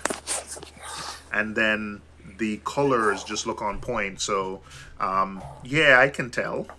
What I also noticed was that the sand bed on the mixed tank, on Casper's tank, was so white. And the guy said, yeah, we vacuum it every week, which, but Yeah. for a mixed tank though, I still think Casper's tank has a ton of flow in it. Like it probably has more flow than most. I mean, their SPS tanks, they crank up the flow in those bad boys. Like the flow is serious. So even on Casper's tank, they do have a lot of flow on Casper's tank, but you know, it's not really, you know, cranked up. It's relative to their other tanks, but they still have a lot of flow. So when they say they can't crank up the flow as much, I think it's relative to the SPS tanks, but they still have a lot of flow than what I think most of us have on our mixed tanks.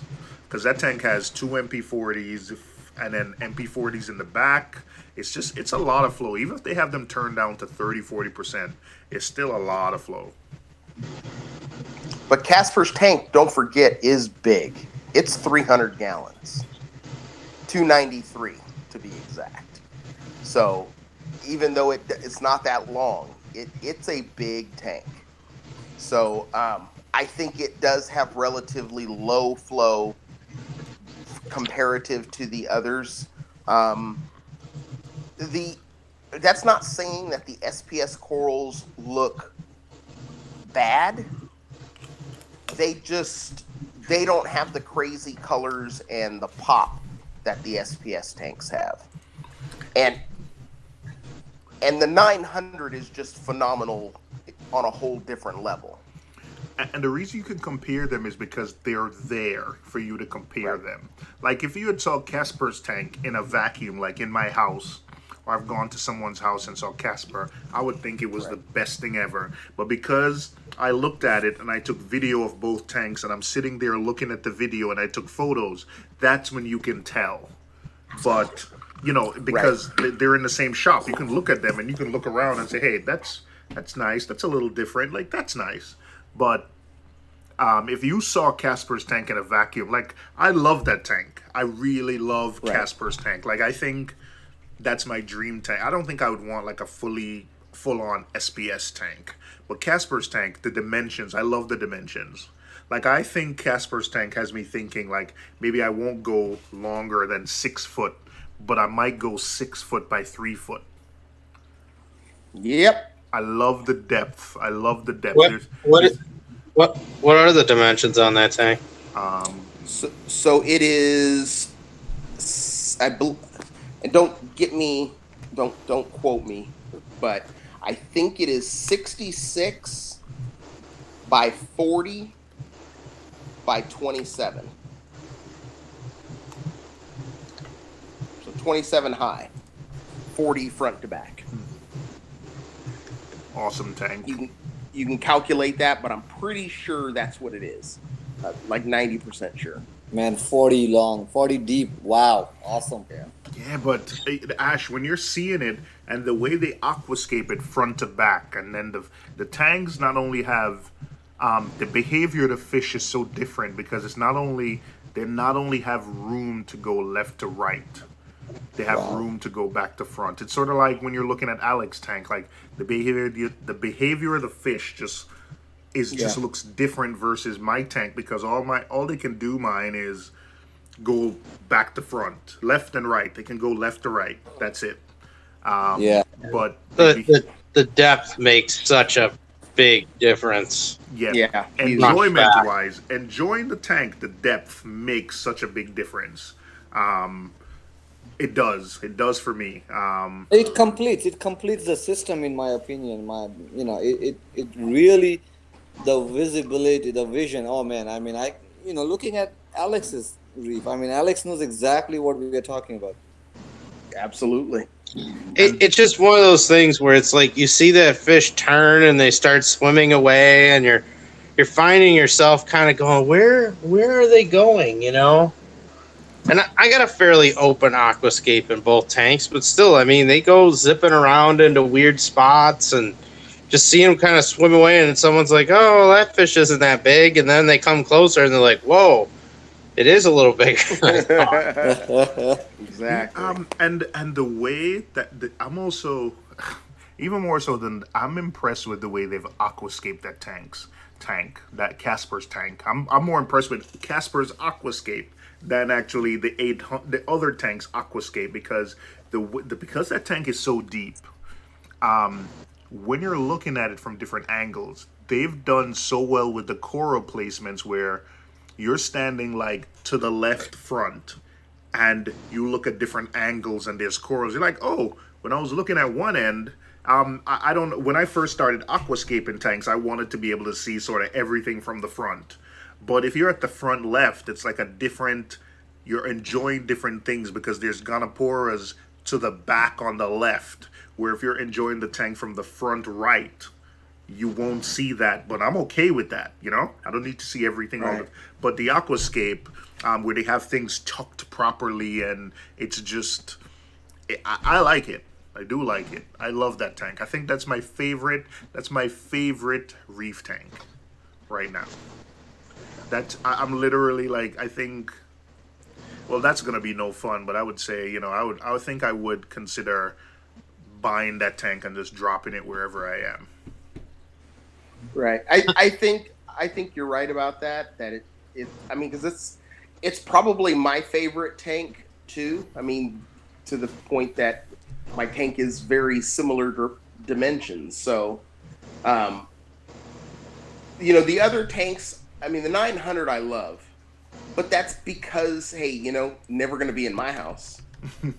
You know, it's kind of like it's the unattainable one that I like to visit, and I'm glad I don't have to clean it. You know, things like that. So. Oh, come on now. Big tanks aren't so hard to clean. Okay. Hey, Alex. I'll never know. DM's Reef Tank is asking you, are you going this weekend?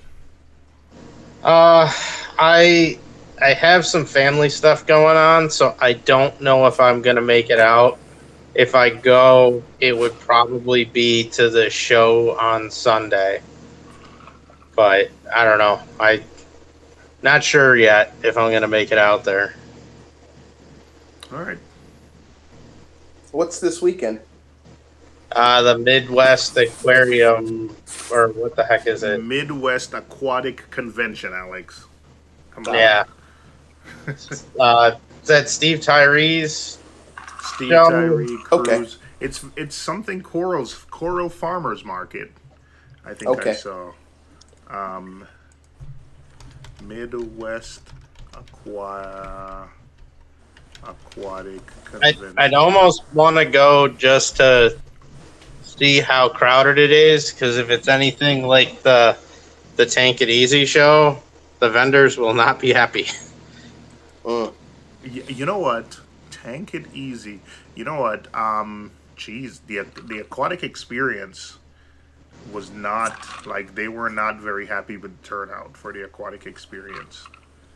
I don't know if it's just show overload for people or I don't think the aquatic experience was promoted well. It's just my thing. You talk about the what was that, New Jersey? Yeah. Oh no. Listen, it was not. It was, you know, there's people I know who, like, for instance, talking to like mass aquariums. Yeah, even people who've been to other shows. Other aquatic experience show says it was not the foot traffic was not there. I'm not surprised, because they had a lot of, when I was in the last Chicago one, there was a lot of vendors talking, going, you know, I don't know why they're moving it to the East Coast when we already go out there for other shows. And you know, then we kind of had, you know, we got quite a, because Chicago, I don't know, it sounds like the market's picking up here, but then, you know, they got all overzealous with that last 2-day show that Tank It Easy did, and they probably should have just made it a 1-day show. But I don't think the vendors were the issue. I think the audience, it wasn't there. Like I know Reefapalooza is smaller, but I think Reefapalooza New York had more people. They used the entire floor. And I think Reefapalooza had more, let's just say Reefapalooza had more people per square foot or square inch or however you want to, maybe the aquatic experience had more people because they used the entire show, but Reefapalooza, for the space they used, they had more people per square inch packed into the Meadowlands. Well, I think that was the concern on the vendors, was that because they already go out there, that it was going to kind of cut their foot traffic. But, you know, yeah. Hard. It's so hard to say sometimes because, I mean, it could be a weather thing. It could be, you know, just something random's going on that people just don't go out that day, you know. Wasn't a weather thing. I don't know. I still enjoyed the one show, the Tank It Easy one, because I picked up a bunch of corals for a good deal. It was you know what? All these shows, I enjoy them because my friends are there. It's good hanging out with Billy and Dave and Carlos.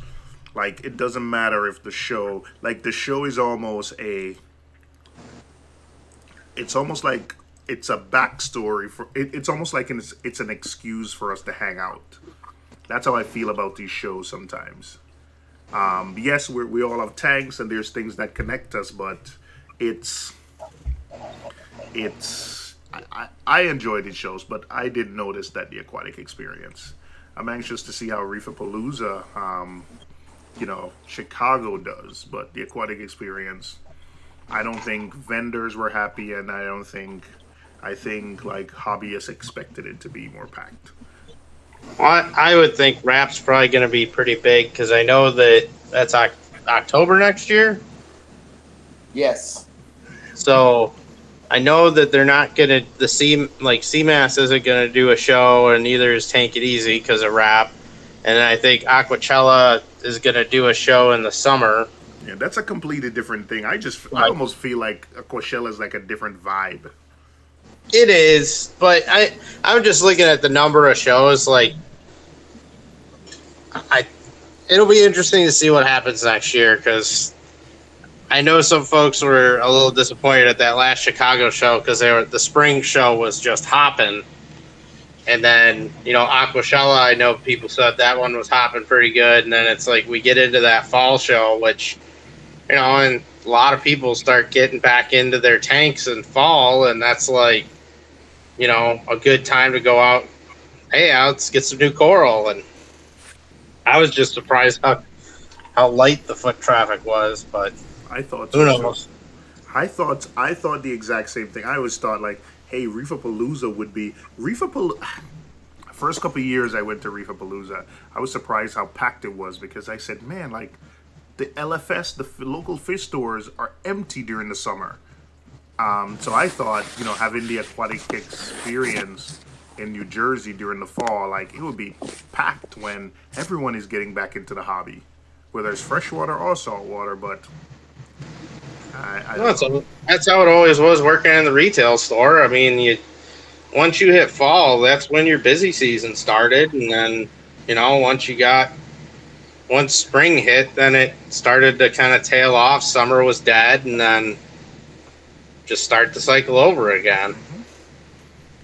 Yep. DM is asking, do you know where they're going to do Rap in Chicago? Is it the McCormick Center? No. No. I'm kidding. I'm kidding. I have no idea, so I can't really give any input. What? For some reason, I was thinking they were doing it in Schaumburg at... That sounds right. Yeah, they're doing it at the same place they did the aquatic experience, I think. I can't remember the name. There's a hotel convention center there. It's a Marriott, I believe. That sounds right. Yeah. My friends Brett and Todd were asking me in Schaumburg, like, where's that at? And is it a nice area? And I was like, oh yeah, that's nice there. If you ask me right now, and not because Greg is here, but if you ask me what my favorite show is, it's Reefapaloozas. I've never been to one. I like Macna, but I think the majority of stuff I see at Macna, I can see at Reefapalooza. Like, I don't think it's worth taking. Like, Reefapalooza, there's more corals, there's more people to talk to, there's more, and some of the equipment you see at Macna, a lot of it you can see at Palooza. But, you know, guys? maybe 60% of it. Hey, Ash. Hey, sorry to interrupt you. Oh, just checking out, trying to go to bed, buds. All right, no worries. Alex? Thank you for joining. Thanks, buddy. Thanks, Alex. I really enjoyed your tank, man. Thanks, looking. Wow, so it's damn great beautiful. seeing your tank too, Ash. It really looks beautiful. And it's good talking to you, buddy. Yeah, same here, buddy. And Craig, good luck on your build as well. I know it's almost there. Yeah, Wait to yeah. see your flourishing. Almost there. Well, thank you. Thank you. I like your scape though. unfortunately- I really love the way how you guys scape your tank, Greg. Thank you. Thank you. All right, enjoy your night, guys. Take care. All right, good night. Have a good Take night. care, Ash. Yeah, I enjoy the Paloozas. I think the corals. Actually, I was planning next year, and my wife is gonna start a new job, so I don't know. But I was trying to do the trifecta, well, the whatever it is for the three, Orlando, California, New York next year. So we'll see how that goes. You're gonna come out to Chicago, right? I'm sorry, Alex. I don't think Chicago. If I come out to Chicago, it's to check out Aquashella. I'm sorry. So. Well, that's all right. You come out for Aquashelly. You can still come out. Like to have you come over and check it out. Yeah, but the shows I want to do next year is Palooza, New York, and Palooza, Cali. I think I've never been on the West Coast, so I think I wanna check out the West Coast. I think that's the plan for now. And it seems like you guys have some West Coast is a good place. And of course, the West Coast guy would say that.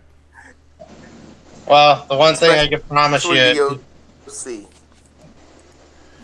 one thing I can say, you'll have good food here. In Chicago? Oh yeah. Listen, man, we got one East Coast guy, one Midwest guy, one West Coast guy. I don't think we need. I love my New York food.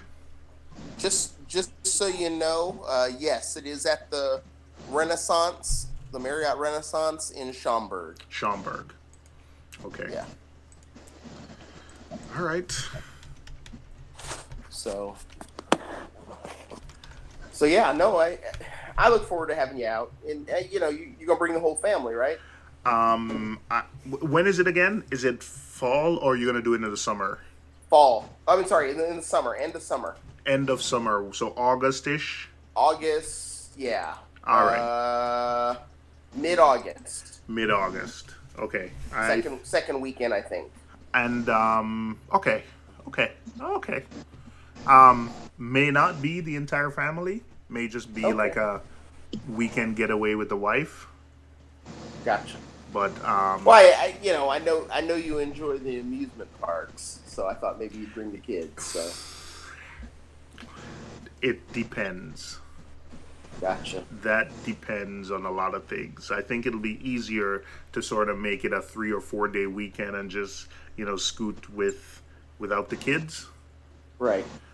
Rather than trying to, I think a lot more planning goes into when you need to bring kids. Right.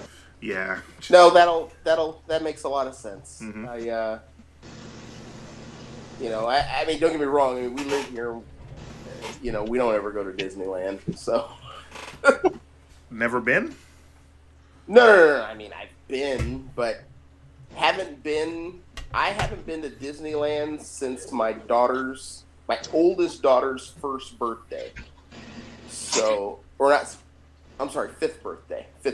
So she is 14 now. So 9 years. Hey, Cruz! Thank you for that super chat, Cruz. Thank you very much. Nice. Thank you very much, Cruz. Midwest Aquatic Convention is this Saturday and Sunday, and Alex is gonna make it out. He's gonna try and make it out. Alex, if you make it out, can you shoot some video? Yeah, I'll definitely. Hold on. Okay, I'm not muted. No, I'll definitely try if I get out. Like I said, I got some family things going on, so I don't know if I'll make it. But if I do, I'll definitely try to shoot some video. Well, if it's a Tyree show, it's not going to be huge, but there's going to be some awesome coral. Yeah, it's only about 10 miles from my house, so. Yeah. All right. I went to I actually exhibited at the very first Coral Farmers Market. So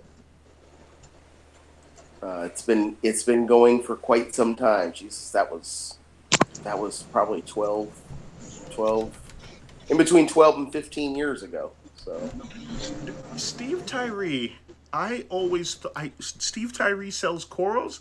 I always thought Steve Tyree was just sort of like just a famous, like sort of like Sanjay, just a famous hobbyist whose stuff is just named after him. Does he actually like grow coral and sell and supply? So basically, Steve was one of the first guys to be able to keep SPS corals, and then started the craze of trading fragments. Several of the guys here in Southern California at that time, were all sharing techniques in growing SPS, and they all came up with a good method of doing it. And they started basically when these corals would come in, they would split them. They would frag them basically. They were like the first fraggers, and split them among themselves so that they had a better chance to know what was going to work and whatnot. So he had a facility, and what he would do is he would find the best of the best SPS, and he would make it what he call a limited edition, to where he would only distribute a frag every month or every 2 months, depending on how fast it grew and how rare it was and whatnot. So that's how his whole limited edition thing started. To be honest, the corals that are named Tyree didn't always originate with Tyree. The majority of them did not originate with him. So he found a local hobbyist that had awesome corals. He'd come over their house. He would ask for 2 frags. And the way it worked was one frag was for him, for a seed colony. The other frag was for the first month person. The first person to get a frag, was going to get the other frag. So the reason I'm telling you this is because probably 5 or 6 of the corals were from me, of his limited edition. So that's how I know the process. Now, later on, that process has changed. What Steve would do is he would try to, he was your insurance, and the reason why people latched on to it, he would grow these corals. And if he couldn't get the coloration that he saw in your tank, it didn't become a limited edition. Because at that point, he felt it was something about your tank that just made it better than everyone else's. So those corals would never become a limited. Only limited editions were corals that he could do.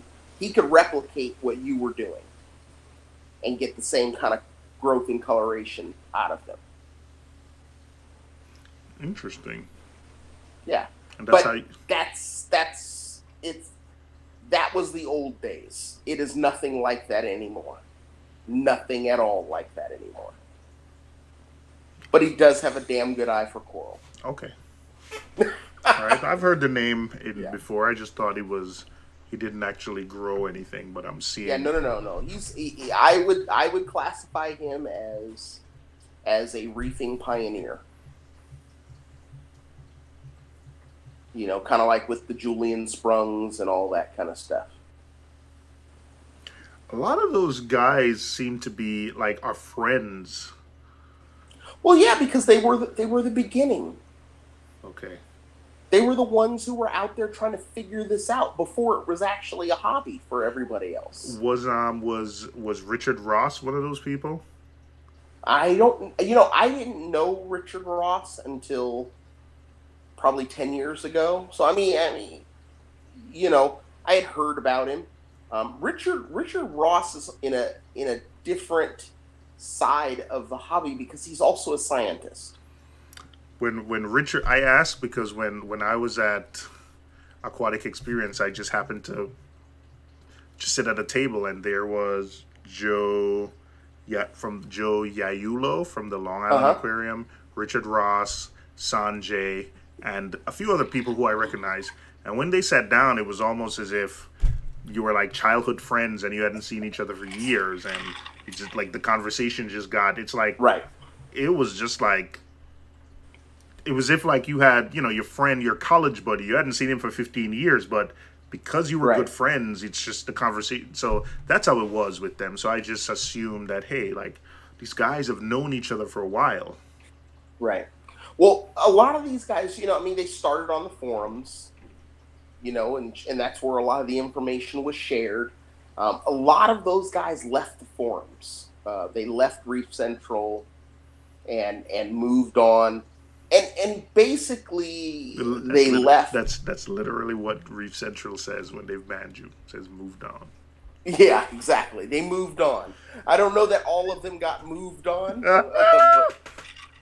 but you know like I've asked some of them, you know, why you guys aren't on the forums and everything, and basically they just grew tired of the ignorance. The ignorance of people, or just the ignorance of the forums? The ignorance of the hobbyists on there. They basically got to the point where it's like they're like, okay, I'm arguing with a person who's been in the hobby for a couple of months. You know what? Why am I doing this? And they just left. Do you know who Randy Holmes Farley is? Absolutely. He's respected, right? Mm-hmm. And I've seen it before. Like, I've been on the forums long before there was ever YouTube. And I think there was one time when it was a live stream somewhere where people were making fun of Randy Holmes Farley's tank. And I think I know about Randy Holmes Farley is he really likes the white light. So it looks very washed out a lot of times when he takes photos. Same with Julian Sprung. Yeah, these guys. Yeah, Julian Sprung. And I remember once on a live stream, like people they were posting pictures of his tank. I was like, "Hey, this is the guy who you're taking advice from." And I was like, "Guys, do you know who Randy Holmes Farley is? Like, you might not like that photo of his tank that's from 5 years ago, but it's Randy Holmes Farley. When he's telling you about tank chemistry, like he's not just making stuff up, like." Exactly. Equipment, maybe, you know, but come on, when he's telling you about tank chemistry, and I said, you know, like a lot of what we know about two-part and Randy's recipe, I said, that's what it's called from.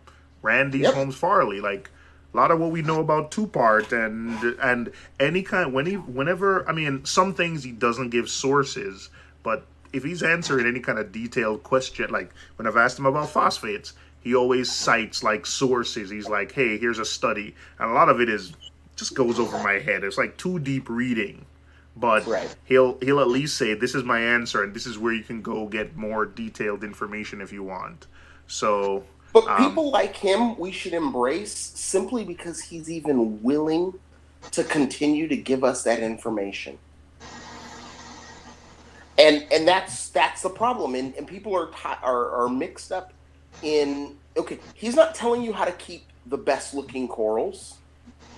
He's only telling you how to deal with your chemistry and making you understand how to deal with that. That's his expertise. he's not a master of coloring up SPS and having all the expensive limited edition corals out there. That's not his thing. But he's a scientist, he's a chemist, and he's lending his expertise into the chemistry side of it. And we should be happy to have him, because there are others out there like Craig Bingman, and I think there was another guy, Boomer, who was big time back then, who just said, "Hey, I'm done helping you guys." They just walked away. That's why I'm selective on the forums when I post. Well, I mean, my signature on the forums pisses so many people off because it says, "Be wary of advice from those who cannot show you the fruits of their success." So I guess in some ways, I'm making some of these people against Randy Holmes Farley, but Randy Holmes Farley, what he offers is something that I certainly can't give you. Yeah, he's telling. I can't teach you chemistry. Yeah, he's telling. I have no idea. He's telling you about what you're testing for and organic. Yeah. Like I said, a lot of it is over my head, but he'll and the other thing about Randy Holmes Farley that I absolutely like is that a lot of times you'll have people, and I think this has happened to Santa Monica or a couple other people at the time, where they'll just make these claims like it does this and it's better than, and he'll come out with these things. He said the last study I read, hey, there's no proof that this method is better than the other. So where are you getting this information from? So it's sort of like what Richard Ross would like. Yeah, that's a nice claim to make, but it's not like you're saying it appears to work. You're like definitively saying this works. So where are you getting that information from? And I think Randy's good at kind of pointing that stuff out. He's like, yeah, where did you get that? But yeah, he's helped a lot of people with the chemistry, and he's like, that's bound up in. I've known that. I remember when he was on Reef Central. I told you I found out about Reef to Reef because. When I started watching YouTube videos, I stopped going to the forums, and then, I went back and I had a question. I was like, try to tag Randy, and they were like, yeah, Randy's not here anymore. He's at that other place. I'm like, what's that other place you're talking about? No one wants to say the name. No one wants to say the name, so then I just Googled. Yeah, I just Googled Randy Holmes Farley, and I found out where he is, and I. Yeah. Yeah. Clayboa. I mean, it wasn't Clayboa at the time. It was something else. Yeah, I don't know. It was just Stars, I think, or something like that. But yeah, no. I mean, that's the way a lot of these experts are, and that's why you don't see very many of these people who speak at MACNA on the forums. They've left. They're done. There's just not a lot of your pioneer reefers still on the forums. And a lot of it also has to do with people like Steve Tyree. Steve Tyree was in the business. Well, hey, if you're not paying a sponsorship, you can't talk on these forums most of the time if you're in the business. Oh. Because they want to protect their sponsors. And that's understandable.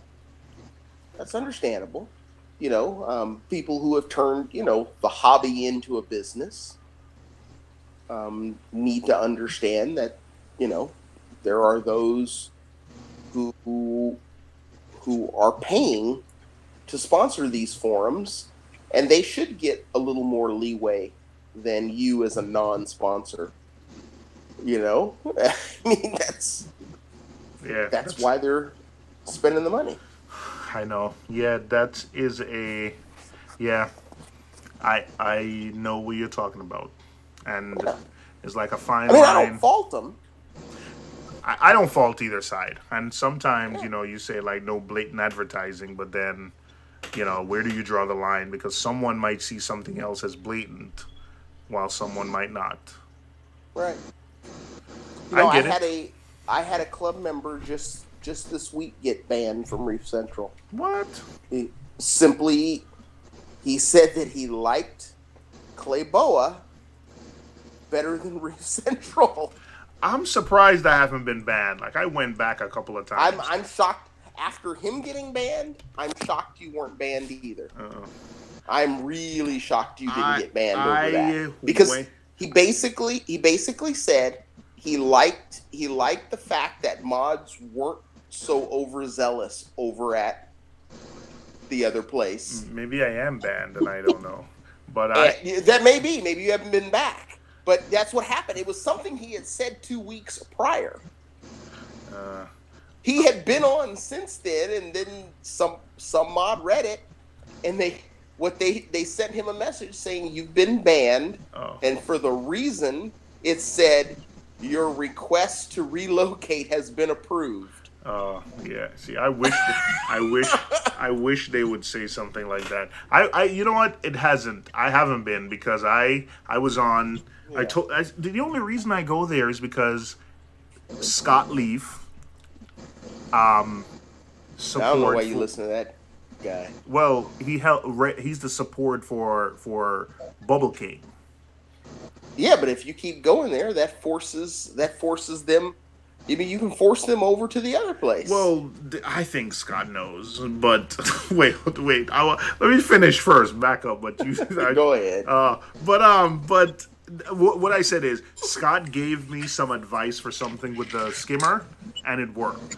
So I just wanted to go back and tell him, like, hey, that worked. So if it ever comes, because what he was telling me, it was almost as if he wasn't sure. He's like, try this. I think it should work. I don't know. So I just wanted to go back and tell him, like, hey, I did what you said, and it works exactly as you described. So if it ever comes up with another user, I think I would appreciate that info if I tell someone, like, I think that works. And if the person came back and said, yeah, man, exactly what you said works. That's ammunition for you to give out that recommendation more confidently next time. So I just went back. I didn't go back and post. I just went back and sent Scott a message and say, hey, what you recommended to me, it works. So, the next time you want to tell somebody that, like, you can, because it absolutely works and I love it. So I only give him a hard time because I want to see him at both places. Oh. I want to see them support both places. There's hobbyists. They shouldn't have to pick. Hobbyists shouldn't have to pick between the big two to get their support from these companies. Well, to be honest, man, the support, it took Scott.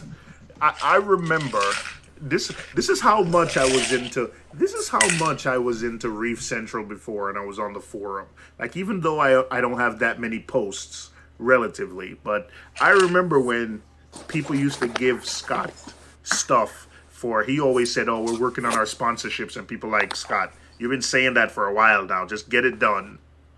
And I remember when they were giving him, when he would always talk about, hey, man, like, I'm going to have my dream. Like, I remember when all of that was happening and he became director of customer support, and he said, we're working on, like, the sponsored area. And they were like, Scott. I remember someone calling him out and say, Scott, like, you've been saying it for a while. That might have been me. Listen, I know he works for the company, so it's not up to him to just do it. But I remember someone call him out. So the fact is, it took them so long to get Royal exclusive Bubble King sponsored area up on Reef Central. It's not surprising me that it's taken them a long time to get it. But yeah, that's the only reason I go to Reef Central. Like, I've deleted, I use Tap-A-Talk on my phone. I've deleted Reef Central from it. Reef Central is gone from Tap-A-Talk here. So if I want to go to Reef Central, I have to open Chrome and go to Reef Central. And the only time I would ever go back there is because I want to support for my Bubble King skimmer. Right. Is that Rookie Reefer? Yeah. I mean, the bottom line is they're one of the premier companies in the industry, especially when it comes to the high-end reefer. you know that wants the best of the best. Their stuff is right up there as some of the best of the best. So I think they should be on both forums, and I'd like to see them on both. Hey, Rookie, what's up, man? We can't hear you. I see you have the camera behind you on. Okay, I think he's on a phone call. This is our friend from Australia that has some of the best A-cans. Oh, I love A-cans. You know that. Oh, he has some nice A-cans. I increased my collection. Yeah, it's so nice. I'm going closer to the screen, like as if I can. I'm trying to pinch my monitor as if I can zoom into what he has in his tank.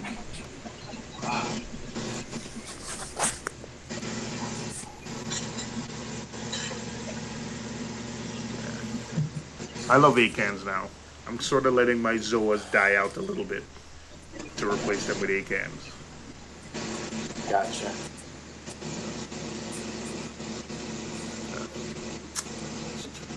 Yeah. You hear that, Bubble King? If you're listening, Royal exclusive Bubble King. If you hear that, if you're there, we gotta go over, man. Like, we gotta go over.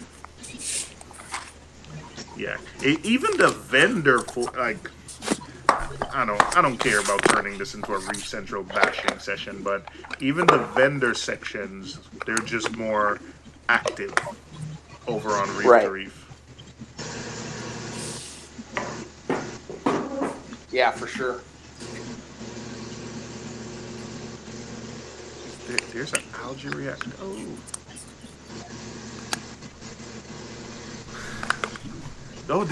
Is the Tunzi algae reactor?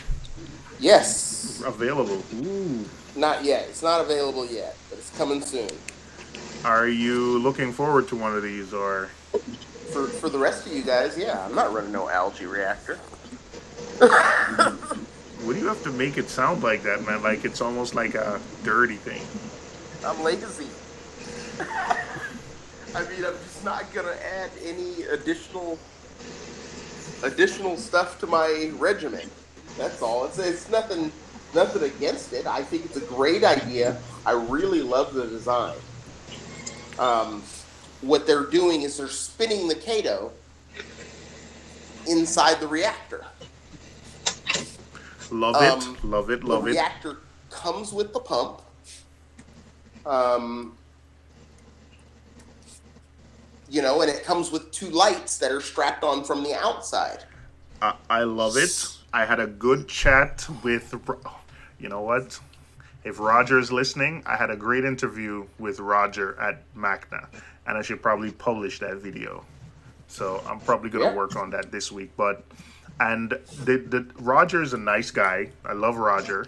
And when you're talking to him, like I don't know if they're going to do 2 lights or 1 lights, but they're experimenting with it. And I remember Roger even had numbers to say like, hey, when we use 1 light versus 2, we saw X amount of increase in, Right. So he said we might not ship it with it because we only saw 18% increase in algae. And if a customer wants to pay for that, they can. But 1 Correct. light, and that's probably a good way of doing it. My whole thing is the science behind, yes, you may only see 18%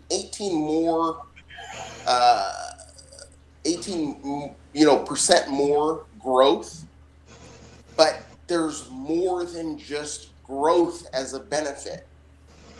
And that's what they're not seeing. Even when what do you call it?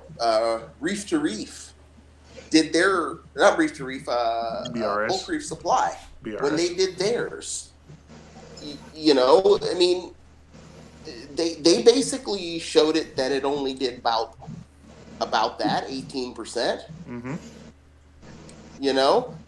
But the amount of difference in pH, the fact that The pH was running at 9% when they had more light. That's impressive. That is really impressive. So. All right. I'm anxious to try one of these. Roger, if you're listening and you need a beta tester. There you go. Hey, I'm going to show you these new acans I got. Or shall I call them micromooses? Is it a West Coast thing to say Akens, or is it just you? I don't know. I don't know. Oh. So that's one. I don't know how these are coming out, so. They're looking, we can see them. They're okay. Okay.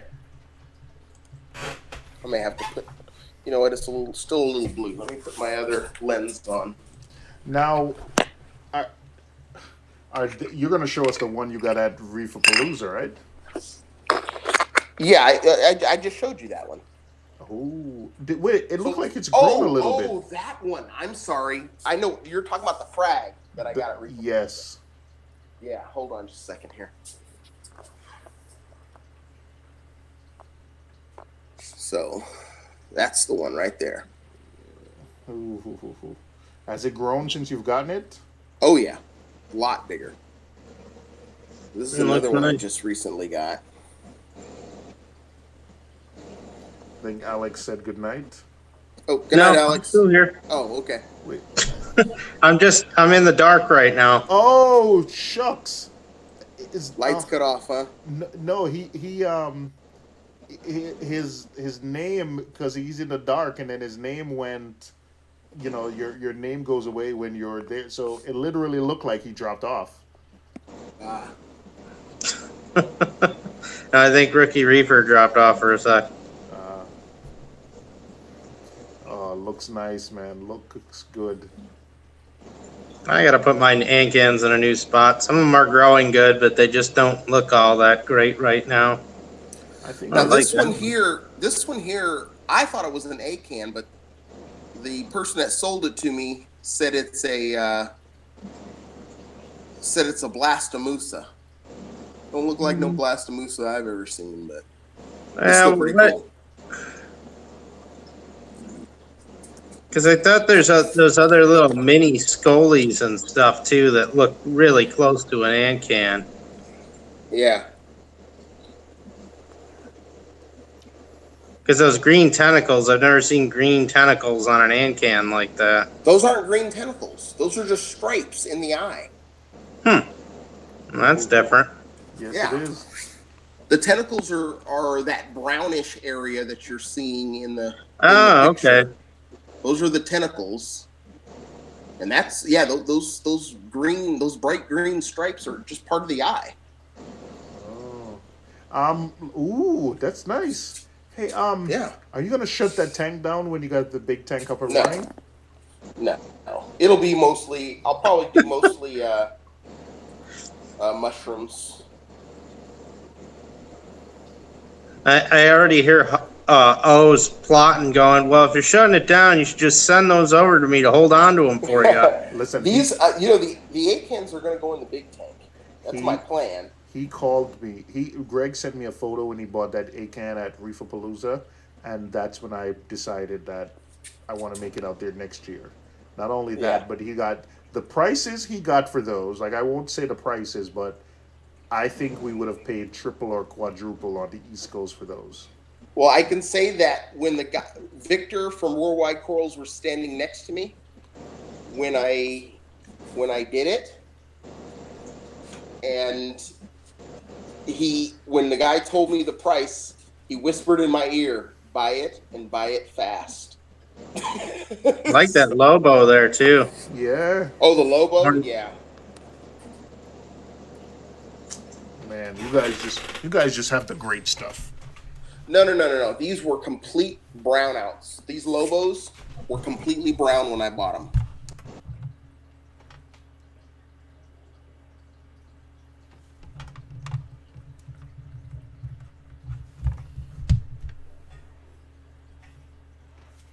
Fortunately, my friend said, "Hey, you should put some macro in there while, since you don't have any coral at the moment, just so you have something to wave around. Yeah. And there it is. It's a form of Dictoida. Yeah. It comes off really easy. I can siphon it off. When I siphon the tank for a water change, it comes right off.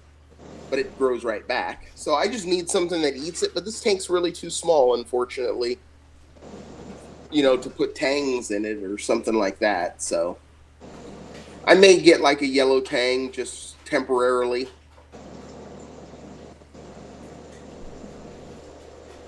Yeah, there's plenty of snails and stuff that probably take it out too. No, I tried all different snails. Or a pin cushion, or what the heck?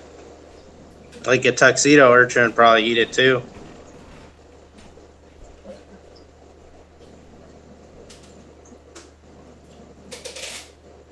Still there, Greg?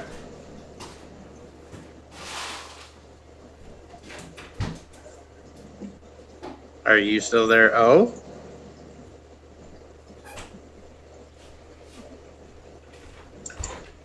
Can anybody hear me?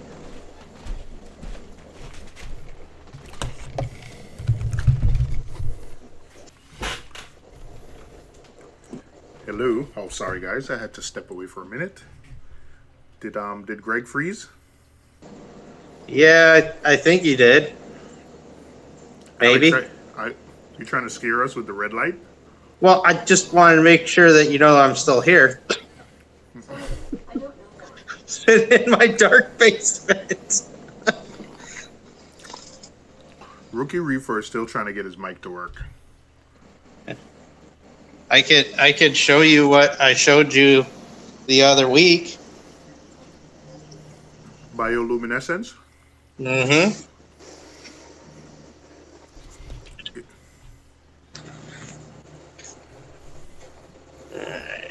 We're nice and close. Ooh.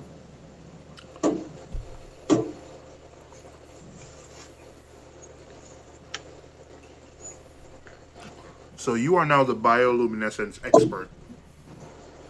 I'm not going to say expert. Say bioluminescence hobbyist. Pretty soon you're going to be giving talks on this stuff. I got 2 articles under my belt, so I got enough material to talk.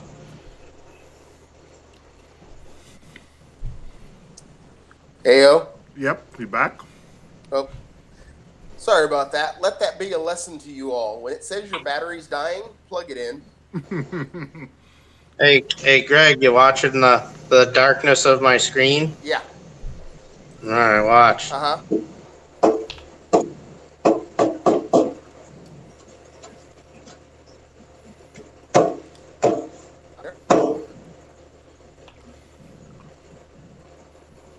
Let me mute so you don't have to hear me every time I whack this thing. Did you see it, Greg? You saw the what is it? The bioluminescence? Yes, the red light. No. Watch again. Well, periodically. Yeah, periodically, yeah, because he's tapping it so the organisms are showing, yeah. Oh, wow. I'll let Alex explain what it is. I'm not. He's the explain resident. what that is. They're dinoflagellates, actually. Oh.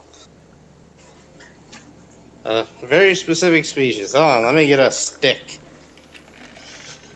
I need a poking stick.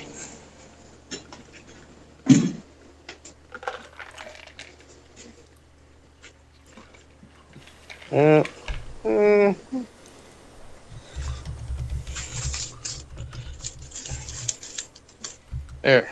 What the? I go to grab an acrylic rod and I grab some shorty here. There we go. What? There we go. All right. Gonna make my wrist sore trying to. I don't like splashing them up on the side here because they tend to get stuck there. All right, let's try this again.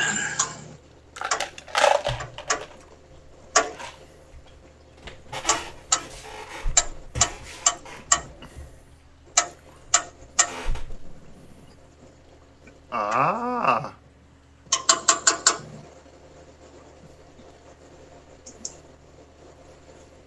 So that is a specific strain of Dinoflagellus that you purchased from a website, right? Mm-hmm. Yeah, they're native to California.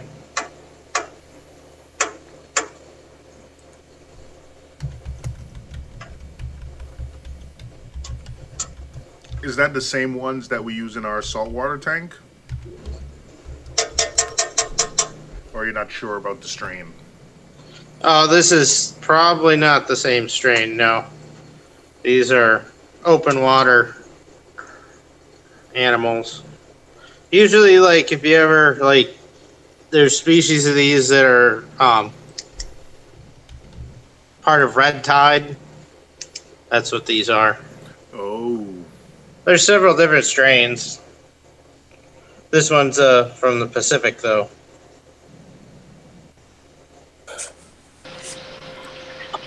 Oh, there's Rookie Reefer. 10th time lucky or what? Does that work? No? It is a little bit muffled, but at least we can hear you. Okay, hang on, I'm trying to trying to do. Is that any better or worse?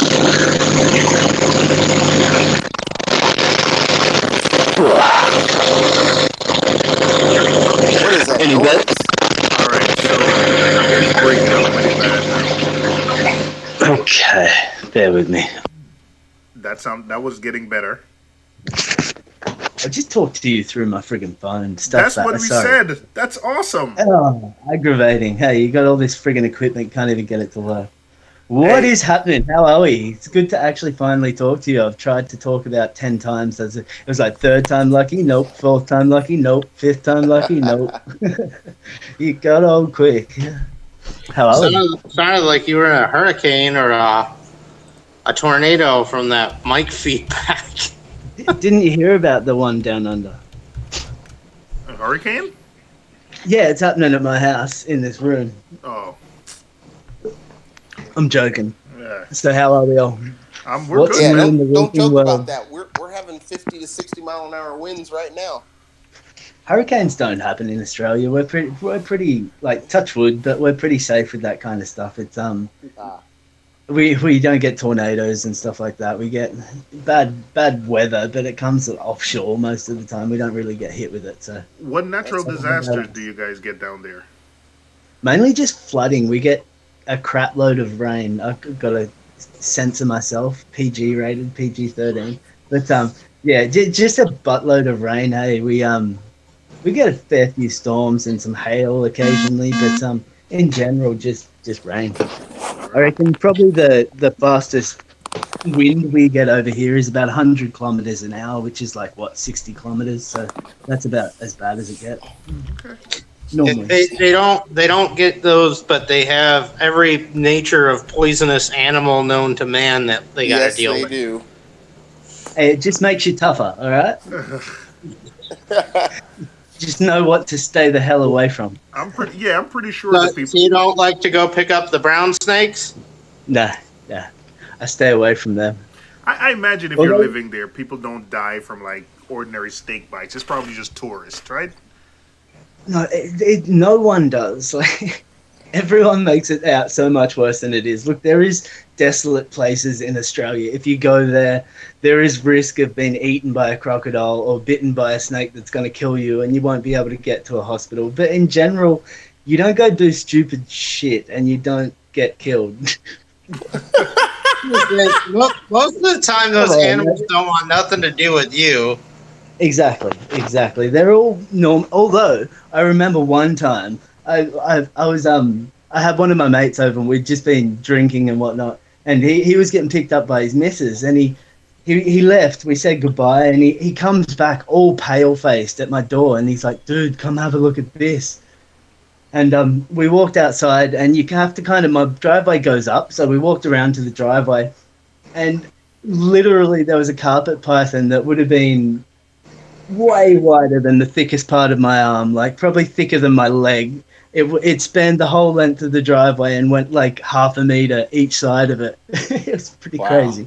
So you do see some big animals, but in general, most of Australia is rural. We all build in, it's the same as everywhere in the world. You build where there's already infrastructure. So the places that already have, like I live on the Gold Coast, which is right on the east coast, about midway down the east coast. And it's the east coast is a pretty populated area, but you go inland kind of an hour or two and there's no one there really. Like there is, but you get a house and then there'll be 50 kilometers before the next house type of thing. There's places like that's, you'd be surprised how much, I mean, America, like you have the New Yorks, Chicago's, the Southern California, but a lot of in the middle of the country, like there's places in New York State where it's sort of like that. You'd be surprised. Yeah. It's a big like that here. Yeah.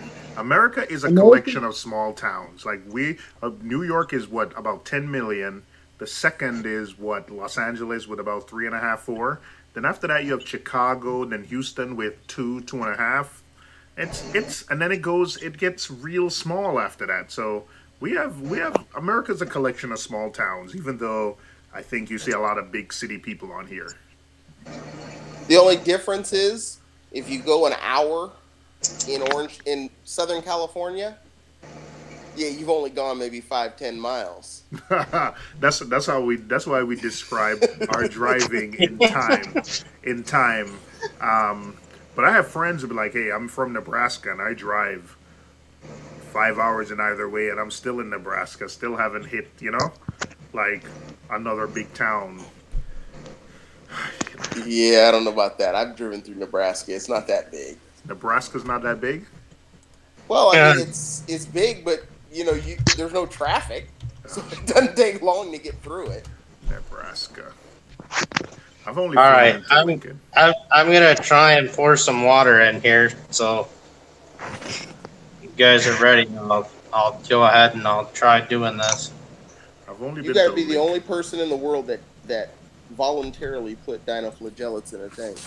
Well, they're in their own little. They're just in a tray. I know. They'd never survive in the main tank, probably. Yeah. Why not? You hope. Yeah. They'd probably be eaten. Oh. So why doesn't the stuff that we call red tide? Yeah, I heard that stuff is affecting Florida right now. It goes in cycles, but I heard it's after the last hurricane, like it's really spread. Well, the problem is that it's they have it natural there, but it's a man-made problem. Is the main thing is that they have very high amounts of fertilizer runoff, and they're dumping it into the ocean. And guess what? Red tide feeds off of phosphates and nitrates. Yep. So you dump a whole bunch of that in there, and you don't have really strong winds or water currents, which that part of the Gulf, you got the Gulf Stream off the southern tip, but along the back side there and in some areas close to shore, you get those areas where there's just not a lot of water movement and the stuff just grows, and then it produces its own chemicals and it just kind of chokes things out. So I will say it's pretty cool. I went deep sea fishing and we had red tide, and when we left and when they turned the engines off, up, it just glowed, the whole wake from the ship's engines. It's pretty cool, the bioluminescent properties. I thought clowns were meant to be aggressive. Like, don't people have problems with clowns like putting their hands in tanks? I do. Yeah. Check out my other Maroon camera clowns. and look what my clowns are doing as soon as I stick like a piece of acrylic in the tank. Can you see them? Yeah, I see him. They're trying to hide. Whoops. And clownfish, I find, are it depends on the species. Like I had tanks I used to clean, but they'd attack you outright. I had one with a tomato clown that drew blood on several occasions, and we used to catch it and put it in a bucket while we cleaned. Yeah. I have two, pretty much the same ones that you are looking at now. And when they're laying eggs, they're so aggressive. Anything that comes close to that side of the tank, they're aggressive. I have a. How old were your clowns before they started laying? What do I want? How old were your clowns before they started laying? I've had them for 6 years. Yeah. And I have a gold nugget clownfish where anywhere you put your hand in the tank, there is a gold at this store. At this store that I visit. I was at the other day with Billy Pipes and a couple other guys. It's a 300-gallon tank, and there's a bunch of fish in it, but one clownfish in an anemone. And it doesn't matter where in the tank you put your hand, he'll attack it, and he'll draw blood. And it's a 300-gallon tank, and it doesn't matter. Wow. You don't have to come anywhere close to. So he just thinks he owns that tank, and it's a fully grown, maybe 4 or 5 inch mature gold nugget clown. And I think gold nuggets are from the tomato clown, right? Where those are the most. No, they're not maroon. the maroon. Yeah, the maroon clowns are mean. Man. Yeah. Hey, I guess they're the same as people. Some are pansies and some are arseholes. Yeah, Ocellaris are very docile. For the most part, everyone that I've ever seen. Yeah. When they lay eggs, they can defend their territory. Gotcha. Yeah. Mine are pretty docile except when they lay. Like you get into anywhere around a foot of where they are, they'll want to nip at you. The female will, not the male. The female will, but for the rest of the time, they'll do what you're kind of seeing now. They'll just hide, retreat to their. They're not bonded with anything, but they'll retreat to their, their hammer coral or their leather coral, whatever they're bonded with at the time. Do you still have your hand in the tank? Because they look to be hiding. Everyone looks. No, they're just pansies. I'm just right next to the tank. They're literally just wusses. Hey. Oh, you have a bunch of 8 cans there? Yeah, I sold a few on. Hang on. I'll show you. I have a few left. Show me. I've got a quarantine tank that I still got to frag up. It's been about 3 months, so I should stop being lazy and probably frag up most of that. So Rookie, what do? You buy like colonies from stores or from other hobbyists, and you chop them up and sell frags? Well, up until now, yeah, from stores, but why I have been holding off my quarantine period is because I talked to a few different suppliers who normally only sell to stores type of thing. So, and I asked them I just said, what's the number amount? And the guy was really nice. He was all the guys that kind of run 2 separate places that supply like probably a lot of the stuff you get over in there in the US and stuff. Said, yeah, come $600. You seem pretty cool. So I'm just saving up like probably 2G, and I'll just go up there and just spend a bunch on a bunch of coral and come home. I still got to build a tank. I got another frag tank still over here. That I've got some more acrylic out in the garage. I've got to finish building another one, but. And you buy these colonies, you chop them up, and you make money by selling frags to hobbyists. Yeah. Like I've sold. I don't like selling as much as it's kind of my one biggest weakness. I kind of get to like these dudes because I hold on to them for too long before I put ads up for sale. So I'm trying to learn to just frag things and give it a month and then put things up for sale instead of 6 months type of thing. So Getting better with that, but trying to sell some stuff. But I'm not in a rush. I didn't start this to sell stuff. Have a go at this. Has anyone ever had scollies? Look at them two scollies, perfectly fine. I had 4 scollies not a month ago. Now this is in between us, but I have one strip, like my really nice bleeding apple straight away, like two mouth bleeding apple just peeled away from the flesh. And I was kind of bummed about that. And then my other one started doing it. And there's a skeleton, but this was about 3 weeks ago. And have a look at this. This is the actual mouth. Like, that's the actual scaly mouth. And it's kind of curved itself into a dome. And it's just chilling. It's like got a mouth and stuff, and it's living. It's kind of weird. So it has no base. No base, no rock at all. It's literally floating in there. That's why it's in that tub, because it keeps on floating around everywhere. I've had other LPS eject their polyp like that. There's a possibility it could settle. Generally when I saw it, it was on like Weslephilias, Trachophilias, and they normally did not survive, but it's just so hard to say sometimes if it's just conditions or... Yeah, no, well, as I said, it was really weird. I've got a funny feeling they were in a bit too much flow, because they were right around the edge. The 2 that stripped away and the 2 that didn't were inside the tank, so it didn't have that circular flow, because I've only got the 1 power head. And then the 2 things, I've got to get more flow in this tank, but I haven't been bothered with SBS really, like acros really up until now. But I don't know. It literally happened. Like I started team recession, and within the next day, the thing had melted. There was like bits of green everywhere around my tank. Hey, it's really odd. Really odd. Got 2 questions for you. The first one is, what do you keep your temperature? And another guy, I guess he's in Australia, is asking, where do you advertise your stock? And would you ship to someone in Victoria?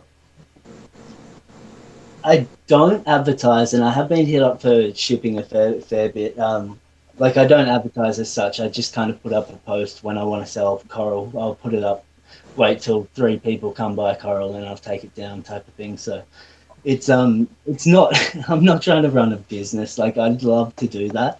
But the more I'm in the hobby, the harder it is to realize what you'd need to have an actual facility to house like the amount of coral that I'd kind of like to do. So it's a big investment, and I don't know. I'm not gonna start doing this too heavily with everything that's happening at the moment. I'm not sure what's even going to happen with our reefs. Like, give it a year or 2 and maybe Australia might close down. So that'll be bad. Oh my. Well, Australia's really bad with only do collection? Do they What's that, sorry? Do they also do any kind of aquaculture? No, only collection as such. Like, look, they do have some pieces that are in there for a while, but in general, what you see is wild collected. So there's that too. Like, a lot of pretty much like everything that you get exported from Australia, nothing of that would be aquaculture.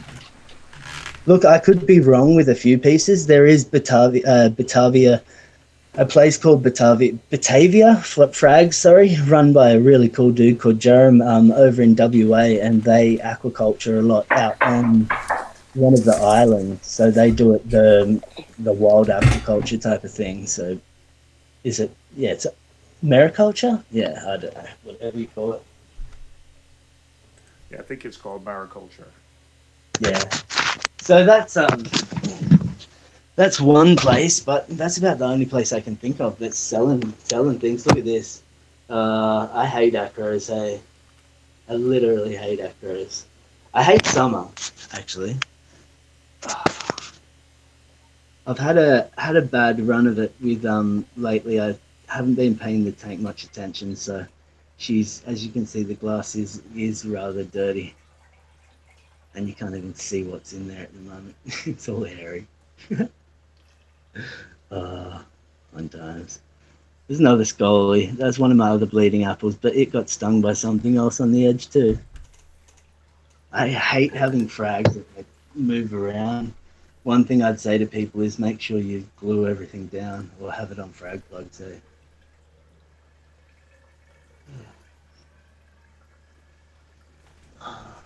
Hey, I just jumped off. I'm gonna jump off for like 2 seconds. I have a refugium. My tank drains into a section with Skimmer and a refugium, and it's never happened before, but twice in the last 2 days I've had snails. I got a couple of those red-banded trucker snails, which I guess they breed, and they've been breeding in the sump, so they've been crawling into my pumps. The last couple of like days, this is twice in the last 2 or 3 days, I've had to pull out my skimmer and remove a snail. Does anyone have any kind of quick tips how to keep your snail out of your kind of skimmer and other pumps? What do you have before? Like, do you run filter socks or you run them cups? Or I don't what run do you run? filter. No filter socks. But it looks like the snails have bred, so they're all over the sump. So they're going to be crawling around. What type of snails did you say? The red-banded trucker snails. I guess the red-banded snails. I don't know if they're truckers or not, but they are the red-banded snails, and it looks like they've spawned and bred because they have tiny little babies all over them. You could put some nori on a little clip or something and see if you can attract them and pull them. Could. I could.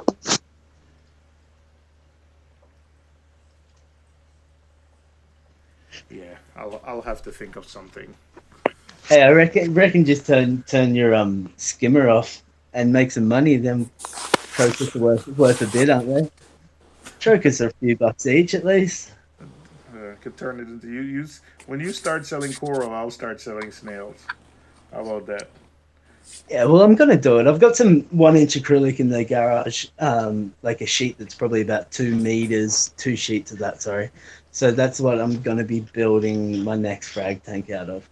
Now I've still got a tank I've got to build for my missus that I'm going to be stashing corals in. So I should have enough tanks. But it's more so I'm not in a rush because it's just hit summer. And up until now, we haven't had too much heat at all. It's actually been really good. But the last 2 days, my tank literally went from 24.2 to 28.7. So it jumped up 4 degrees, and that's 4 degrees Celsius. So that's like, what, 25 degrees Fahrenheit? No. It went from 24 to 29, you said? Yeah, 24 to 28.7. That's without me doing anything. So it was like, okay, time for aircon. That's 85 degrees. Yeah, that's what I mean. It was that. This is why Australia is such a shit place for reefing, really. Like during summer, if you don't have chillers, I've got a chiller, but I've only got one, and I've got the quarantine tank and this tank. So it's like, if I run one, it's less efficient than running an aircon, so it's just stupid. Yeah, I like everyone runs a chiller. The last couple of weeks, I've discovered like Gallery Aquatica, so I've been watching a lot of their videos, and this. Yeah, I know Anya. Yeah, I know Anya, and yeah, the dude's name, the long-haired dude. Yeah, I know him fairly well. I commented on their videos and were like, "Hey, do you know this guy, Rookie Reefer?" And they're like, "Yeah, we know him. Yeah, he's actually a cool dude." Yeah, no, they're really nice people. They're doing a little bit the kind of, I suppose you'd call it aquaculture with zoas. They kind of love their zoas, so they have a lot of different types of zoas that they grow out and they do frags of and stuff. So that is one. As I said, there is some stores around that kind of do bits and pieces, but there's no place just that does straight up aquaculture that I know of. I could be just ignorant. Look at that Tang trying to attack his reflection. I know, it's stupid. Yeah, no, look, we get the stuff for that cheap. Like you look at a colony of acro for like a decent sized, well over a fist sized colony of acro for $20 to $50 Australian, which is like what, 10 to, oh, it's like 13 to $35 American or something. So at them prices, no one really is that inclined to aquaculture, because then you got to sell frags for $25. Why would you buy a frag if you can buy a colony? But people need to change their mindsets, because it's the way the world's going, I guess. 50 Australian dollars is $36 US. We pay way more than that for colonies, rookie. Geez, my maths is pretty good, hey? No, it's one of them things. As I said, there's not as much incentive over here. So I guess not as many places do it, because it does. It takes a lot of effort, it takes a lot of time, and it takes a lot of money too. I see. How's the you talk about running chiller? Like, how's the electric? You consider electric cost high? I pay on peak 30 cents to get 28 cents a kilowatt or something like that. Kilowatt hour. 28 cents American? No, 28 cents Australian. So what's the difference? Let me see what 28 cents American is. 28 cents Australian would be about 22, 21 cents American, about 20 cents, somewhere there. Okay. But I've got a fair bit of solar, so I get kickback from that and whatnot. But I've also got like heating on the house, like water heating and stuff, so I don't need to use that. So the bills normally. You pay about what I pay. I pay 20 cents per kilowatt hour. Yeah. Yeah. Well, a quarterly is normally about an expensive bill would be for probably $500. What? But lucky you guys. Wait, hold on a second. You said that's an we expensive. We get a 28% discount if we pay on time with all our energy places. So you pay $362 US. Man, that's an average bill for me, which is really high. So he really pays 15 cents a kilowatt hour, because if he gets a 25% off if he pays it on time. Jeez. Why can't we get that over here? Who's we? Hey, that's what I mean. But everyone in America, my electric bill is high, Greg. Yeah. Our electric bill starts at 18 cents a kilowatt. Mine on average is 19 cents. No, that's what you said on mine's average. only like seven and a quarter cents. Alex. But I think I'm gonna mute him. I think I'm gonna mute Alex. I'm gonna mute Alex. That's not cool, Alex. 7 cents. Yeah, that sounds like the rest of the country. Come on now. That's the one thing I can say about Chicago is we got cheap power. Oh. What are you burning crap over there, like actual turds or something? It's Chicago. I wouldn't be surprised. Coal power. Yeah, and you get all the coal from there, you dirty bastard. You get it from here, and that's the reason why these coal mines go ahead. So ridiculous. We've got like the biggest coal mine in Southern Hemisphere about to become a reality, like, and it's absolutely disgusting. Like, all this coal's just going to get shipped over the reef, let alone like all the runoff from all the mines and all this kind of crap. So yeah, most of my power is all renewable. What's that? Yeah, that's what I mean. There's everyone in Australia is getting told power's so friggin' expensive. Power's so expensive. Why does the coal get shipped overseas? We could be having, like, there's literally one dude going for Parliament at the moment. He's a turkey. He's a bloody businessman. He's Clive Palmer. He's trying to do the same thing as Trump did. He's pretty much a businessman that went into Parliament, and he's made all these ads and stuff because he supports all this. Was he successful? Because I don't think our president was successful at most of what he did. So his daddy he wasn't successful, but he's made money. So that's exactly. Sounds like Trump.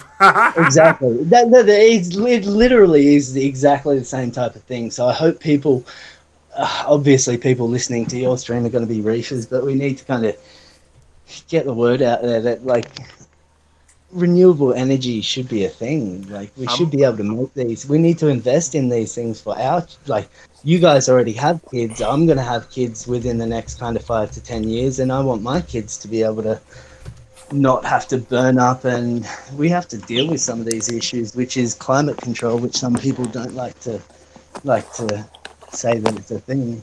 I just did a Google search for coal mining Australia, right? And Yeah. it says coal is mined in every state of Australia. About 75% of the coal mined in Australia is exported, mostly to Eastern Asia. Yeah, exactly. We don't actually really use it too much over here, so that's why, like, that we're not. Up until now, I'm pretty sure Australia's been opposed to using coal. Like, we're not. So that's why it's kind of a piss off, because there's this one dickhead just saying, "Oh, we can have so much cheaper power," and making all these promises, and you get people that are struggling and whatnot, and they are having a hard time paying their bills and feeding their family. And of course, if you hear that, you're going to go, "Oh, cheaper power, yeah." You don't really think about the consequences of this actual the coal mine I'm referring to is a coal mine that's going to be set up by a company called Adani, which is a massive Indian company, which has already been proven to be corrupt.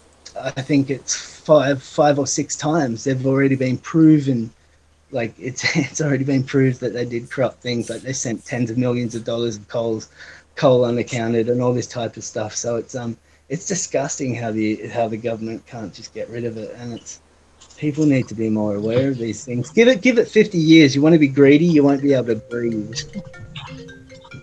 Yeah, just hope that the Europeans get where they're trying to go with fusion, and that'll eliminate that stuff overnight once they make it work. That would be a game changer, that's for sure. Yeah, but we got nuclear power now, and no one wants to use it. Yeah, but fusion's a different type of energy. There's no radioactivity in it. Yeah, there's no leftover material as much as a traditional nuclear waste plant. I think that's correct. Anyway. Yeah, because they're taking hydrogen and smashing it together into helium, and then they take the energy off that actual. Yeah, but it basically there's no radiation with it. It's not, because that's the big problem with nuclear right now, is that the radiation and the waste that it generates. Well, isn't it the water that they use to cool everything that turns radioactive, and that's what the real issue kind of thing is? I don't believe typically the water doesn't turn radioactive. Okay. I mean, the heavy does. So there's different methods, and some of them do have cooling loops that the liquid inside does become radioactive, because you do have to use heat to generate steam. Exactly. But they'll have other water supplies that don't become radioactive that are used for the after cooling. Okay. I mean, unfortunately, our track record with nuclear energy is not very good. Really? No. There's been a lot of accidents. Name three. Chernobyl, Fukushima, which was a triple meltdown. 3 Mile Island, they had a partial meltdown. Okay, so now I thought you were only going to use American examples. Greg, that's not cool. You said well, actually, that I'll take real quick. I saw one on 24 the show once. There was a meltdown. Let's all be friends here. Over 200 atmospheric nuclear tests. Yes, but that's not creating nuclear power. Technically, it is. From a power plant perspective, though, there's been accidents. Yeah, I mean, in the infancy, Fukushima, that was a natural disaster. Also, that contributed. Yeah, but that was the reason that what happened to them. Because I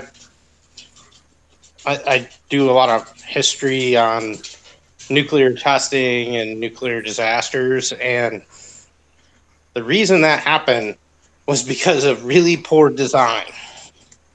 Right. And they should have known better than to do what they did. 3 Mile Island happened because of a faulty sensor. That one, they thought something was happening that really, it wasn't. And then they got into real trouble, and they got lucky there because that place could have gone off like a hydrogen bomb. Right. And the big problem with it is that when you have an accident that occurs, it can affect such a wide area for so long. When England, and this is real early days, England had a plant with an air-cooled reactor that they were trying to make plutonium with. And the thing was spewing radioactivity just out into the air. But isn't that more of an ignorance thing? I mean, they were still learning. The problem is that you get these people that go in there. I mean, look at who runs some of these plants. They're not the most environmentally sound folks all the time. That's an entirely different thing, though. I know for a fact that I think I read somewhere that France generates like 3/4 of. France is such a small country in terms of area as the U.S. compared to the U.S. and about 3/4 of its power is nuclear power. And it can work. I mean, the unfortunate thing is that when an accident happens, there are long-term consequences. I mean, Fukushima, they're talking that it might take 50 years to clean it up. Chernobyl, they just put a second, more permanent dome structure over it that cost over $1 billion. Everything will have to be permanently stored on site. That land is uninhabitable for maybe hundreds of years. I mean, that's the problem with it, is that we're playing with something that we really... There's just been too many small mistakes that lead to bad things happening, unfortunately. You know what, Alex? I can see where you're coming from today, but I think those words that you just said, we can pretty much say that about any technology in its infancy. Like, I imagine people saying that about airplanes. Like, man has no business being up in the sky, back when the Wright brothers were like, because God didn't make us with wings, so we shouldn't be flying. And it took a lot of accidents and a lot of people trial and error to get to where we are. I imagine after we're gone, 100 years from now, people are going to look back at the mistakes that you just described and said, oh my gosh, those guys were in the dark ages. Like, we look at IBM computers that used to take up an entire room, and we're like, man, that was like old days. But I hear what you're saying, that it's dangerous. I just think that maybe the technology isn't there yet, and I'm confident we'll get there, because it's just been so many times that we've gotten there with other technology. I got a question for Alex. Mm-hmm. So I understand, what you're saying about the nuclear plants and how dangerous they are and how much damage they've caused to the environment. So how do you compare nuclear power plants to the damage that coal power plants have caused? Well, and that's another whole thing, is that I don't to think it's the even world. I don't think it's about either of them. The fact is, we could have been making wind and water. All these types of power have been available to that's use. kind of the way I go. Expensive, but The other problem is, I mean, coal plants are no better. It's just that I say they're worse, way worse. Well, if you start really looking into what radiation does to people, and but you're talking for the most part 3 isolated issues. Yeah, but look at how big of an impact that they have. How many people have died from cancer from coal plants? Yeah, but we don't know the effects of what happened. Even with Fukushima, when it first happened, there was like 10 million liters of water running off that plant from the cooling towers going out into the ocean. Like, for But months I would straight. agree that coal plants could do just as much damage. I mean, the With problem pollution, is yeah. that with radiation, once radiation's out there, you can't just get rid of it. It's there for its foreseeable future, and some of those particles have half-lives in the thousands of years. A lot of the byproducts of coal plants, while they are dangerous and can cause things, have the potential to be contained. I don't think either one of them's a good option. I think we just need to get away from both of them and go to wind, solar, wave energy, and ultimately go to fusion. But I think when you talk about the lives that have been impacted, how many people they've killed, I don't think there's any comparison. I think from that standpoint, when you really look at the numbers, nuclear power is one of the safest ways of power out there. Especially when you consider how much power it produces. Well, I mean, a nuclear plant can put out as much power as 10 coal plants. Yeah, but you look at what we were talking about before. Like it's a shame. We're not saying there's kind of either of them is better. Probably in a way of pollution, I get your exact point. How you're saying that a nuclear power plant creates more power and doesn't put out as much kind of pollution. I get that, but the risk is definitely there for both of them. Like, we don't know the effects of what's going to happen. We obviously know the ozone stuff. We're breaking down the ozone with greenhouse gases and all this kind of stuff constantly. We know some of it, but we don't know the exact future of what we're causing if we kind of keep going this way. We've only had, like, you look at the world. It's been around for however long. Humans have been around for however long, whether you want to go by the Bible or science or whatever. And it's only been the last kind of 50, 100 years maybe that we've had this massive influx in all these factories, all these cars, all this kind of stuff that we haven't had. And it's all well and good for scientists to say, well, we've had these influxes in temperature, we've been down this low, we've been up this high, but we haven't had the contributing factors that we do in nowadays. And if we don't do something about it, like shit's gonna hit the fan.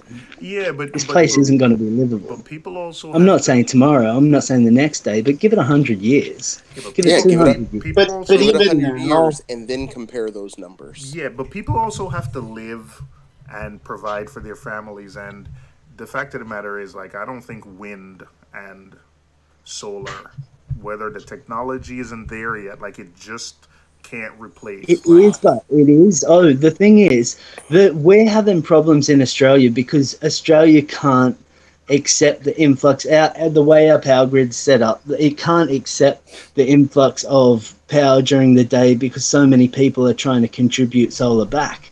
So towns are actually cutting back the amount of power they're accepting. Now, you can't tell me that can't be upgraded and everyone can have like solar panels in their roof. You look at what Australia's done. We had rebates, $5,000 to $8,000 rebates on solar systems.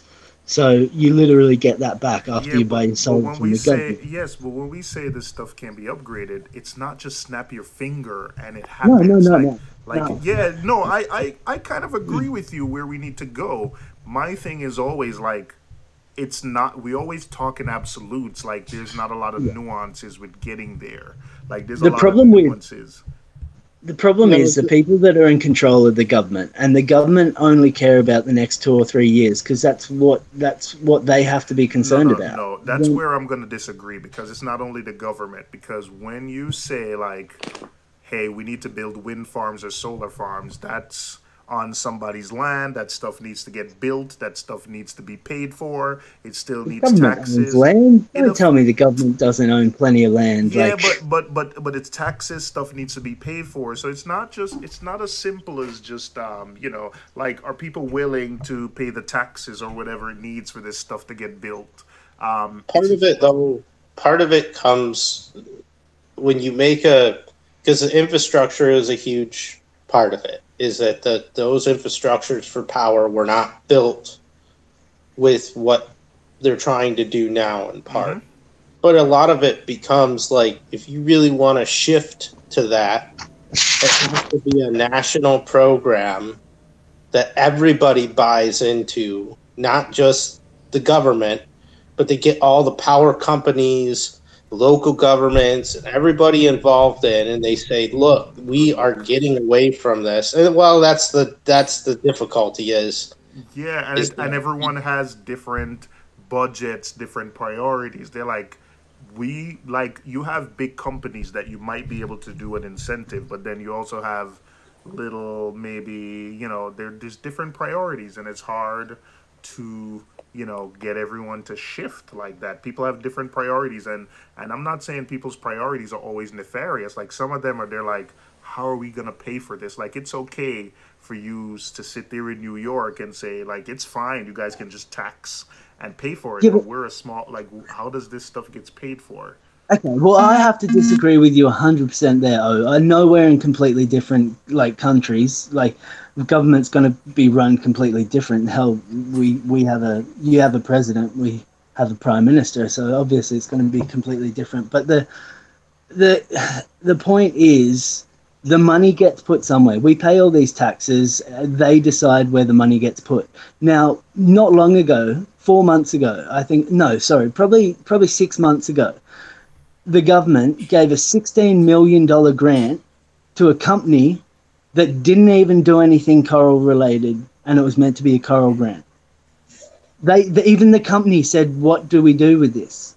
Like, how do you not, like, there needs to be a better way to make this work and put money in the right places. That's true, but again, I don't know about Australia, but in America, you're not only talking about federal government, you're talking about a federal government, you're talking about a local state government, you're probably talking about city government, county government. So I can rarely get my wife and I to agree on what we want for dinner, much less to get different people with different budgets, with different interests.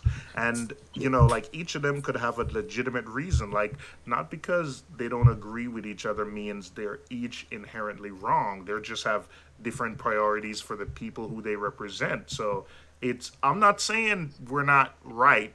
I'm just saying, like, it's not just snap your fingers and the stuff happens. Like, there's a lot that goes into it.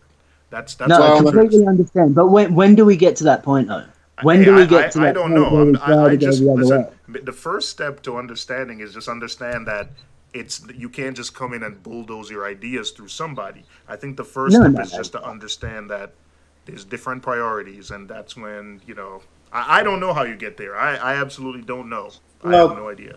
And I see two things happening. One, the government finally accept unanimously that they need to change and make it a big public initiative, which, again, not going to be an easy thing to happen. Might never even happen in our lifetime. But what I do think you're going to have, because it's already happening now, is you're going to get billionaires and these tech giants like Amazon and Tesla that basically say, we don't really care about your money. I don't need it. I have my own. And we're just going to do what we think is right. And guess what? Sometimes those ideas start sticking because, he's starting to do it more and more with the Tesla cars and the battery-operated cars, which was something that was, heck, even since I was a kid in the 1990s, they talked about that. And I grew up in Detroit with the big three auto industry giants there, and they just sat on their hands, and they get somebody that comes along and throws money at the problem until they make it work. Will it work long term? Who knows? But then you see what the guy does with rockets and stuff, and there's a good chance. I think there's a better chance that something like that's going to happen before governments kick in. Hey, on a side note, if you're enjoying the stream and you like support a good fella and hit the thumbs up, because I just realized I hadn't. Phil is. And you never spam the chat with hit the thumbs up. So show some appreciation, guys. If you haven't hit it, hit it. Yeah, I know. When I know people have been trying to do. It's funny how you know what? I agree exactly with what Alex said. Just thinking of just in my lifetime, like I remember like always liking mobile computers or mobile phones, and I remember they were well. I thought they were awesome, but until I got an iPhone, I didn't know what I was missing. And I remember specifically watching a talk by Microsoft. Don't start this BS. Come on. No, hold on. No. You say iPhone, I tune out. Come on, so many people are tuning out. But the We're all tuning out. The reason you even have Android and the competition is because of the iPhone. Like I remember seeing like a talk by Steve Ballmer. I think he was running Microsoft at the time, and he's like, yeah, we're confident in our phones. We're confident in, whatever we're making, and we're confident that business customers will love our stuff. And then when the iPhone came out, it was so painful to use my Palm Pilot and anything that, because I was a Microsoft guy, I was like, man, I'm IT. I'm keeping my phone. I have my little stylus and my little start menu in the left. And then when an iPhone came out, I was like, holy crap. Like, there's no way I can continue using my Palm Trio and all these things. And well, look at what happened to BlackBerry, too. Yeah. They were like, oh, we'll just keep doing what we're doing. Everyone's going to love us. Yeah. And there wouldn't be an Android without, the iPhone. Like, I'm glad there's a competition for everyone to get better. But to say, like, I mean, even if you're an Android guy or a Windows guy, like, there wouldn't be, like, the competition from both companies just drives everything forward. And the same thing with electric cars. Like, they were experimenting with it, and it was probably expensive. And then a Tesla comes out, and it's like, it just makes whatever everyone else was looking at, it's just so bad. Mobile payments, oh, my gosh. To try to use mobile payments before, like, some of these, like, payment things we have now was terrible. And then when Apple Pay and Android Pay and Samsung Pay came out, like, remember when Walmart was trying to do their own payment system with a QR code? And come on, like. But that's just it, is people throw crap against the wall, and then when something sticks, that's where it goes. And a lot of these other things that come along, I mean, let's be honest. When I saw SpaceX and them saying, oh, we're going to land this rocket vertically on the ground to reuse it, I saw that and I said, what are they watching? Too many 1950s sci-fi movies? Hey. I couldn't believe it when they made that work. Hey. Are you ready for that, man? Hey. It is 12:26. I think we're going to go for like a couple more minutes and then shut it down because it is after midnight. And I do have to get some sleep. But this was fun. You big gut. Listen, my kids are going to be home. Listen, my kids are home tomorrow. So chances are I'm going to get very little work done. So what I am trying to do is just stay up and see if I can knock some work out right now. And then, understandable. I'm just giving you crap, man. Yeah, so I'm probably it's been good to catch up. Make a latte. Make a latte. Yeah. Hey, Rookie, it was fun having you, man. You should join more often.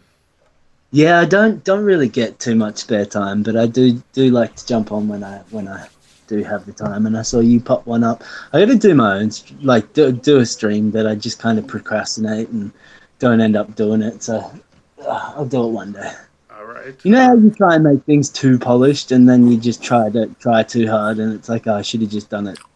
You know what? I got my feet wet, but this is the first night I'm using this sort of OBS where I can do like, hey, camera and chat only, hangouts and camera, hangouts only. I can show an old image of my tank. Like, I'm just trying to get fancy tonight, but starting with the hangouts is a good way to just get it going, Hey, that's what I'm trying to do. The camera you're viewing through my tank through is my my Panasonic G85. Yeah. So it's not like and OBS, the free software. K-Town is saying it's only $9.27. It's $9.27 for you and for Greg, but for us it's after midnight on the East Coast. Yeah, I use OBS. I'm using OBS, and I hit up Reef Dudes. You know, ask him some questions about streaming, and he was really helpful. I was actually gonna buy like a really nice camera, and he told me about this. This little HD camera was like $80. That's what I'm using now, and I'm surprised how you know the quality of the camera is awesome. So no, it looks good. yeah. You can only put certain resolution through these programs and through live streams anyway, so it's you can only do so much. Yeah, I like it. I like it. I just like the setup so much I might end up doing more videos like this, because all I'll sit down and do is sit here and just look at the camera and just talk about what I want to talk about, and then go take pictures or video that then kind of highlight whatever I'm talking about. So I think I might actually just use this to just record videos. Why not? Oh, why not? Why not? You got a B-roll camera. Thank you, Greg Carroll, Mr.